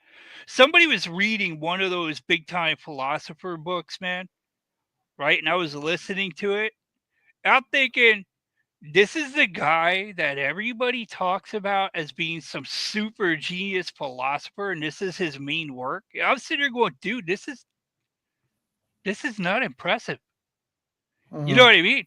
I'm not saying it wasn't intelligent and all that stuff, but I mean, I was not impressed, dude, for like this world-class philosopher. You know what I mean? Do you know who it was? I almost want to say it was a Plato. I almost want to say that's who it was, dude, but I don't recall if it was him or the other guy. Philo. But they're talking. No, it wasn't Philo, so it had to be Plato. No, Plato. But yeah, it was some book you're talking about. I think it was the people in the caves or whatever, and it was like, I don't know. It's because it was so long that I heard it, man. It was like, man, dude, all I know is I was expecting something better than what I heard. That's all I know, man. Yeah, I wasn't. I'm not impressed with. If it wasn't for the fact that people said, to educate yourself, to be kind of, you should read them, I wouldn't have bothered. But yeah, well, see, and I guess part of that you got to know it because everybody else is going to be bringing it up, so you need to know just to be now I need to go and read Odyssey again, and that's really going to depress me because I don't really want to read that again. But no, but now you got a motive. Now you have a motive for reading it. It was a long time ago that I read the Odyssey. So Well, maybe you'll like it more this time, or you'll reaffirm how much well, it give me an actual a purpose to read the particular parts of it anyway. But I Yes. don't. What I really don't like, is when somebody says, "Oh, this parallels with this," but then doesn't give the citation of where it's found, because now I need to. And Yeah, I'm you not got saying, to go hunt that out. So yeah, I'm not. yeah, that's a. Did you go mute or? The dude, whatever his name was, McDonald, he doesn't cite it, and that's where I have an issue with. If you're a Yeah, lecturer or you ought to whatever, be citing it. Yeah, you ought to you be should citing it if you're bringing cite it the up, work. man. Yeah, because one, there are two things there. One, it confirms that other people can actually go and have a check of what you're Which you saying, should want them to do. 100%. And two, it gives credibility in the sense that you're not just forcing it to say something that Yeah, it and you doesn't don't want people to go see it, and you don't want people to go see it because they're going to come to a different conclusion. Yeah, You know. and that's what Akaria S does in her work. She takes portions of this writing and portions of this writing, combines them together, and then like forms it as one, and says, "Oh, the Jesus story is a copy of this." Well, it is if you take this portion, and this portion, smash them together, and create a hybrid version that doesn't exist anywhere in history. Well, then you might be able to make something up, but that's what she has to do. So in my experience, and I'm not going to say that until I've actually gone and read the Odyssey and looked at the argumentations. In my experience, when somebody makes claims and they're not cited, it's normally because the citations are not really accurate. Right. And when you go and check it, it won't be as kind of parallel as is claimed. You'll have to do work in order to make it seem like it parallels. But like I say, I haven't looked at it, so I don't know. I will go and have a look at the writing. Well, and that's that whole thing is that, like people say, man, when people are telling you stuff, you got to take it with a big old grain of salt, man. Until you actually know. And look, there's a difference between hearing somebody that tells you things versus if you know the person and they, are good about telling you that, and that sort of thing about them. But if you don't really know the person, it's like, well, I mean, I'm not just gonna thank you for telling me, but that is what it is. See, Bart Ehrman, and again, I'll go back to Bart Ehrman, but Bart Ehrman is a world-renowned biblical scholar who has studied for the vast majority of his life, and yet doesn't even believe in God. So I'm sorry, but I'm not going to take the work of Bart Ehrman seriously, in the sense that his argumentations are based on for me on a faulty pretense, and they don't. Yeah, They you do. don't. Look, right, because of the lens. There's look, and I don't care who you are. We've all got biases. Now, whether you're aware of your biases, that's something else, right? So you try to keep them in their proper place, right? But yeah, like you say, man, you got a guy, an atheist, that doesn't believe. So yeah, that's going to encourage him to want to see things in a particular way, and they are not going to be favorable of the truth, right? It's kind of like that issue that we were talking about in the beginning with the Jews, right? In order for them to stay consistent with them denying that Jesus is the real Messiah, they absolutely have to say things that are nuts, right? Absolutely have to do that. And if we think that all kinds of scholars out there aren't doing those sort of things, like they say, when you're with the Bible, and it's got to be true, man, but those people know they have to date those Bible books after 70 CE. They have to do that. Why? LJ, why do they do that? Because they cannot have Jesus predicting the fall of the temple. It's as simple as that. No, because they cannot have Jesus predicting the fall of the temple. That's which is what LJ just said. But it was more fun to say no. But you're absolutely right, Clay. And that is if you read the argumentations of these scholars, the argumentations for the dating of the Gospels are not based on the Greek. It's not based on manuscript evidence. It's not based on the fact that, well, I mean, they don't believe that Matthew, Mark, Luke, and John wrote the Gospels, but the reason that they date those Gospels to after 70 AD is because Jesus says that the temple is going to fall and be destroyed. And because they don't believe that Jesus is the Messiah, they don't believe that he was speaking the words of God, and that he cannot prophesy because he clearly isn't really. He existed, but he wasn't who he claimed to be, or whether Jesus claimed it. If you read the writings of Bart Ehrman, he will say that Jesus didn't actually make these claims. They are later interpolations put back onto the lips of Jesus. He didn't actually say any of those statements. Those were the gospel writers. And that's the reason, is because Jesus isn't the Messiah, and Jesus isn't the Son of God. And so he could not predict the fall of the temple. So the fact is the fall of the temple was in 70 AD. So those Gospels must have been written after the fall of the temple.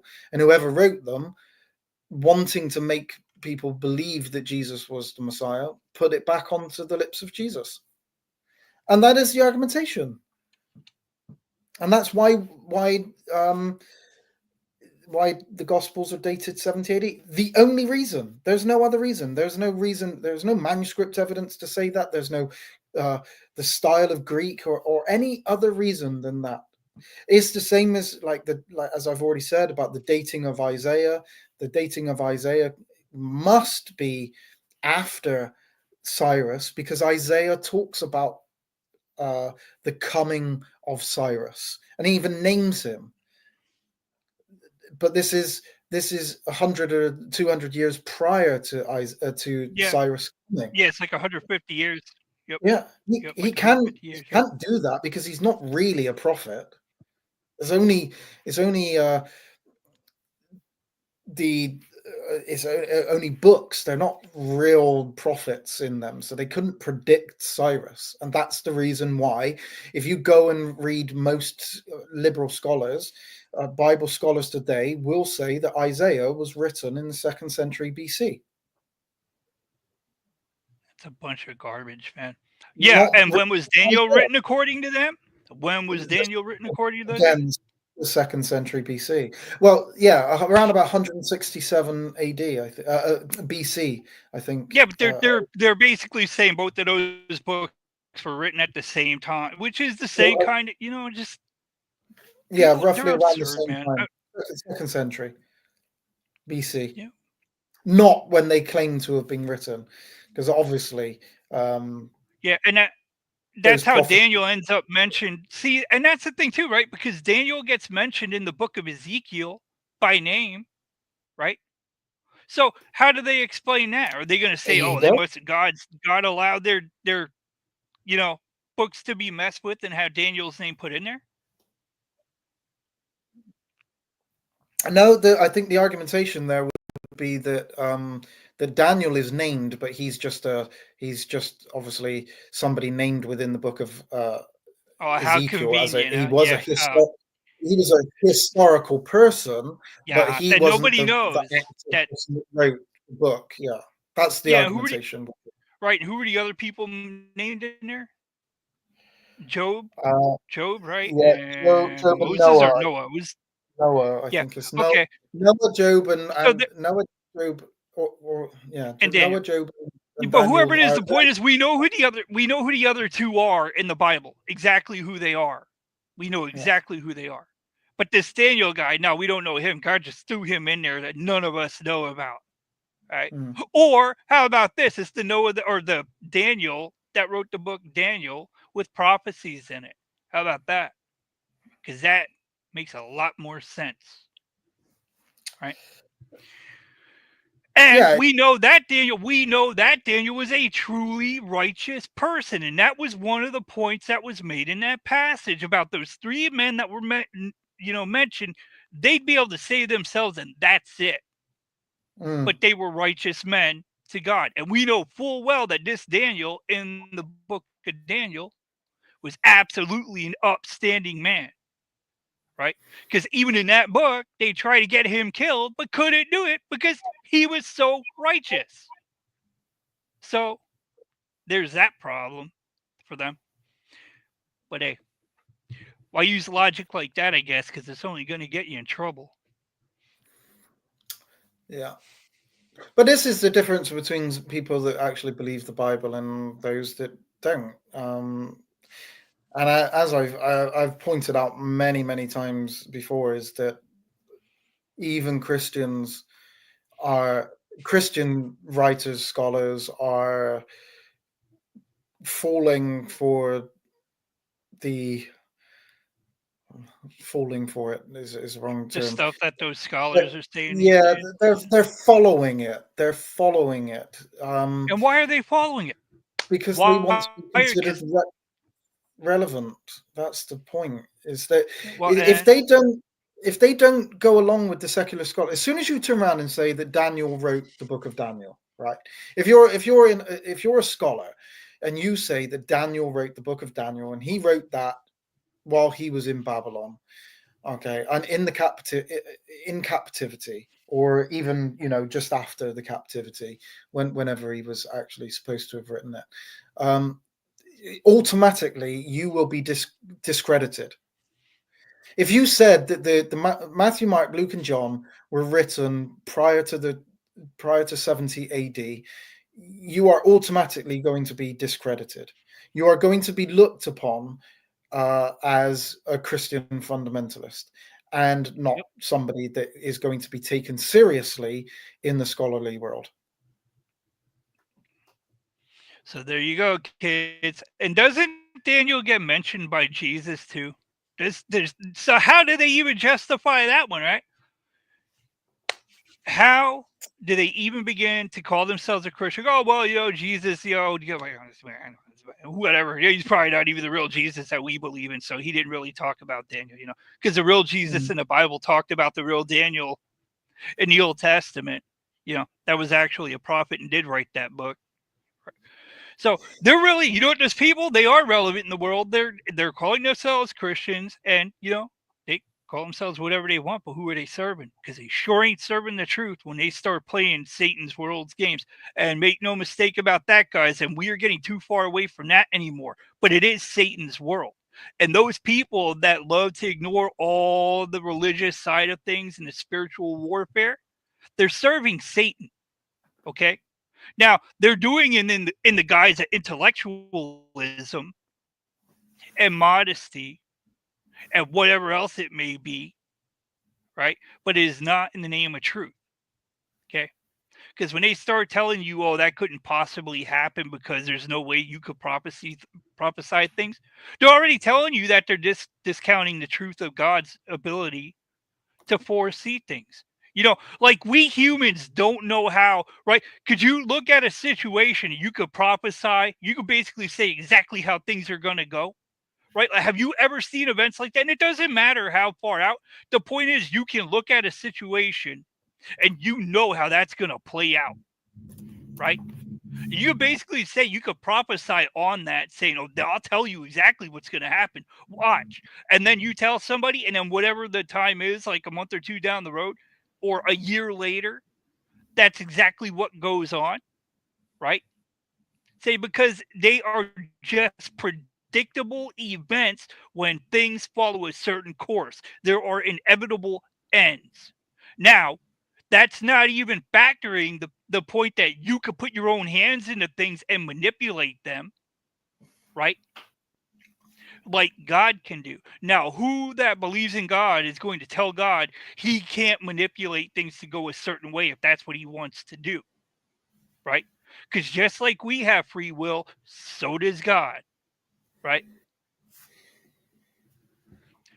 So I don't know what to say about those people, man. They're denying the truth of Scripture, and if they start denying realities, man, they're in a bad place. And if I'm telling you, don't listen to those people, man, because they're gonna put you in the same boat they're in, and they got a boat with a big hole in it. You know?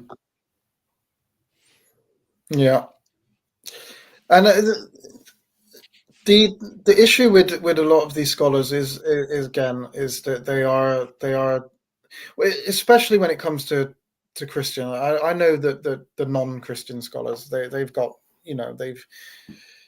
they're not kind of selling out because they don't believe in the Bible as such. They believe it's just a story written down and everything. But Christian scholars, to go along with that, I mean, they're denying their own kind of belief to a certain degree, because if they believed that the words of the Bible are the inspiration of God, there is no reason for them to then turn around and say, well, they must be written after 70 AD.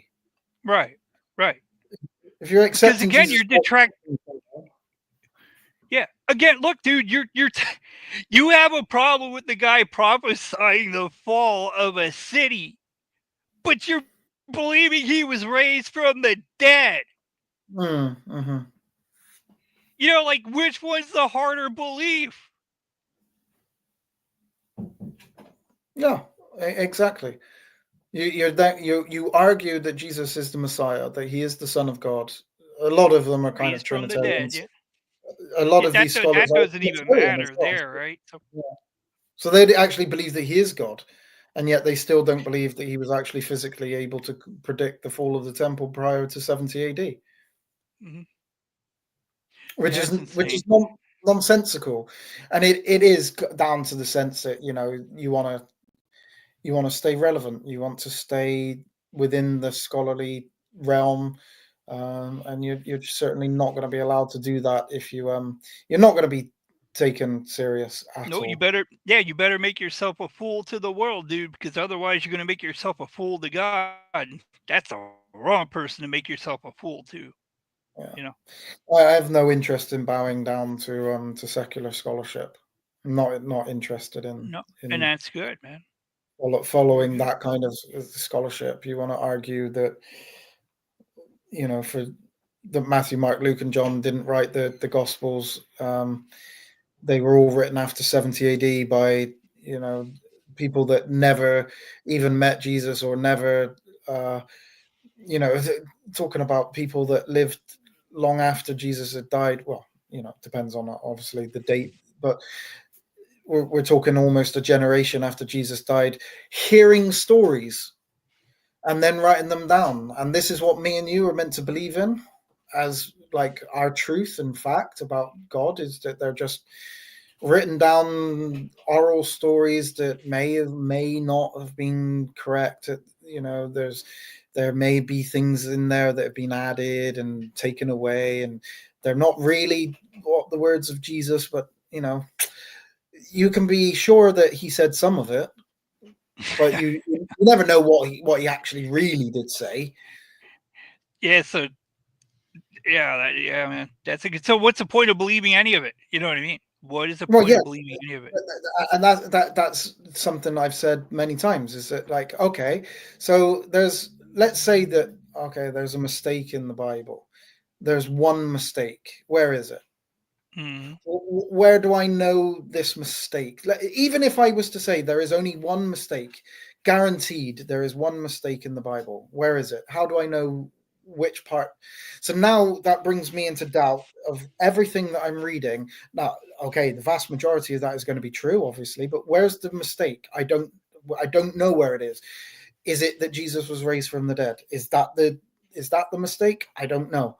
Because if you're saying that there is one, now, okay, there's one mistake. Could there be two? Is there two? Could there be three? How many mistakes are we going to find in the Bible? How many errors do we find now? Where do we stop? How do we know what is true, what is not true written in the Bible? Yeah. As soon as you And turn look, around, it leads you on a slippery slope, and then you end up ripping out the Gospel of John from your Bible. yeah, and a couple of chapters from Matthew and Luke. You know what I mean? So, and the next thing you know, Jesus is the son of an actual biological man, because you know he can't literally be the son of God. You know, And that's where it leads to once you start going down that road. So indeed, man, that is crazy stuff, man. It really is. And I would think, look, even if you want to talk about particular kinds of areas in the Bible, you know, like when you start saying those areas of the prophecies, or that Jesus is literally the son of God, you're saying that that's not true, right? Like those are big problems, right? Or if you're going to say that Jesus being raised from the dead is the made up point, right? Like those are serious problems. If somebody's name is wrong, how does that alter the reality, like the truthfulness of a lot of the stuff said about the Messiah directly and what he does for the world, right? Because I really am landing hard in a lot of ways that ultimately the most important stuff is believing that Jesus is the Son of God, come to do the will of the Father, that you know was a perfect human, was put to death according to the scriptures, and was raised from the dead by God on the third day. And it's faith in his name that brings salvation to us. Now, faith doesn't just mean believing that he's the Messiah. You have to follow him in how you live your life, right? See, it's that kind of stuff to me that really, really matters, right? So that's the big part of the story that really, really matters. Now, people clearly are wanting to say that issues there, right? The issues are in that, right? So now you're going to have issues with actually being saved. But I don't know, man. That whole thing, like the prophecy thing, I'm like, fine. You guys want to reject that? I mean, you're going to take that up before God, man. I don't see why that's a problem to you. I don't see how you could see that as being a problem. You believe in God. You believe in God. Do you believe in the talking serpent in the garden? Do you believe that the donkey talked over there in the book of Numbers? Again, angels. Do you believe that the angels in the Bible are real and that they come and go from heaven down to the earth back to heaven? If you believe in those, why are you having a problem with the prophecy? Because I don't know how do you reject the prophecy, right? And this has got to be the case. How do you reject the fact that somebody can give a prophecy, but then you say, "Oh yeah, I believe in the talking serpent and the talking donkey and the angels that come and go from heaven"? Like, how do you square that circle, man? Issue there, Clay, is that actually more and more Christians now They're denying it. They have to be, right? Yeah, they are. They are taking it as And they being ain't Christians, man. They ain't Christians. allegorical. No, Yeah, I don't care. They ain't Christians, dude. yeah. They ain't They're definitely allegorical, man. taking it as allegorical Nope. and not real. Nope. They're just stories to be taken now, even down to the point where some Christians, and I say this loosely, that they're Christians, actually deny that people like Abraham and Moses actually existed. That Because they did. Jesus most certainly thought that Moses and Abraham existed. Oh, they're saying that they didn't exist. But yeah, no, it is more and more that Christians are even saying that some of those characters in the Bible are metaphor. Yeah. Well, It's all you know, allegorical. yeah. You know what I'm thinking when I hear that? If they were telling me that and I was standing, you know what I'd be thinking? I'd be thinking and probably saying to him, "Get out of my face! Give me that garbage, man! Get out of my face!" You don't believe the Bible? That's all that matters, dude. You want to go make stories up, because as soon as you start doing that, then Jesus doesn't even matter, dude. All the stuff that's used to point to the Christ, you're saying it ain't real. That means Jesus ain't real. Yeah, man. Get out of my face with that noise. See, the You thing ain't is, a Christian, dude. yeah, this is Christianity bowing down to secular scholars. That's clowns calling themselves Christians, bowing down to the world. Don't even want to say that's Christianity, dude. But like, that ain't Christianity, man. Read the Bible. What are they going to call themselves Christianity to? The book that says you're a Christian, they deny. They can't be that. See, am I getting heated up? Yes, I am, man, because people and all that. That's what they get for eating all that dye and sweet, cereal. It's messing with their brains. So maybe they should lay off the dye and sugar. Huh? They need a good bowl of Wheaties. I don't think we have those over here. Well, they got to have some version of that. Yeah, I'm sure we do. Yeah, I don't eat cereal, so I don't know. Shredded I don't wheat. eat Wheaties either. Yeah. Hey, well, what do you? Oh, you know what I do like, man? Yeah. Oh no, yeah, we do. Dude, what are they? See, I like eating them, but I haven't had them in a long time, man. Now, I can't even remember what they're called, but I know what they are when I see them. I Man, what are they called? I have no idea. Yeah, it's all good. We were talking about them anyway, not us. Clay, I apologize, and to those people that are That's all good, man. I do have to go. I've got to go to and go and take care of a cat now, so I need to go and do some work. I don't think I'm going to be able to come back on. I don't think there's any point in coming. I'm probably going to be an hour.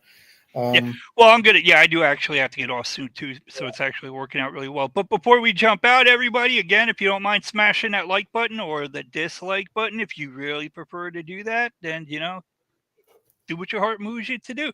We appreciate it either way, And yeah, if you're not subscribed, please subscribe. Click that notification bell. And I do believe, because it's April 4th here, Freddie's supposed to be back sometime next week, I believe. I do believe, but that's still on the rocks, but you could look forward to him being back then.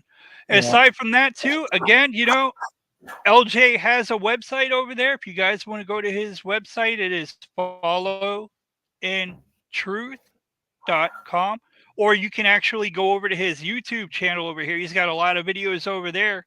That's just the same as his name there, Follow in Truth LJ. You just go in there and check out the live. And do you have stuff on your playlist side, dude? Yeah, I've got stuff there, and I will be doing. I will be starting videos up again soon. They won't be the same kind of format as what obviously Freddie does, and for 8 hours worth of discussions and stuff. It'd be mainly just going through the studies that I do. And just showing the information that I found and presenting the information, and then it's obviously up to everybody else to then to look into that and say whether they feel like it's true or not. That's fine. All I do on many of my videos when I do is actually go through one of the studies, show you all the cited information. So when I link to it and show you, because this for me is really important, as I've already stated, is that when I claim something, say something, or somebody has said something, I have to provide the citation for that as well, and show you the link to where they've said it. Or otherwise, it just means that you have to then go and do it, and I don't want people to have to do that. So, yeah, and I'll be doing those on my channel, not in competition with Freddie at all. Just obviously. No, nobody would look at it that way. Everybody's got their own channel to do stuff, man. It's not a competition. Right? And I certainly won't be doing 7-hour marathons as Freddie has done. Yeah. So with that said, guys, too, if you want to go over there and see how handsome a guy LJ is, you got to go over to his videos because he doesn't go, off camera here, So your loss. I do. But no, yeah. I do go. I put my face on my videos sometimes on my live streams. So if anybody wants a picture to put over the fire to stop your kids from going anywhere near the fire, go download one of my pictures. That'll work. That is not he is so underplaying himself, guys. Go over there, go check out the videos and let him know in his comments. I mean, what are you talking about, homie? Yeah. I'll keep your picture away from my fire. That might encourage him to run toward it. So, all right, with that, I guess we're jumping out of here, huh? So everybody have a blessed rest of the day wherever you are, right? Or night if it's nighttime. So, all right. Okay. And Peace LJ, out, I'll talk with you Clay. later as well. Yep. Peace to you, man. Yeah. Thanks very much for coming up, Clay. Yeah, definitely. I definitely enjoy it. It was great, man. Appreciate you doing the live, in place of Freddie not being around. So it was certainly awesome to have you do that, LJ. Thanks. Okay. No problem. And so I just say thank you for everybody that's listened in. Again, if information was only presented, if you have any issues with it, then that's fine. Just present the information back. You could do that in the comments. You can just show the information of where what I've said is wrong, or where I've said something that you feel like is incorrect, or even if you agree, then that's awesome as well. You could do that. You can post in the comments. It does help Freddie's channel out anyway to have comments on the channel. Please give this Freddie's channel a thumbs up, subscribe. All of that helps him and his channel.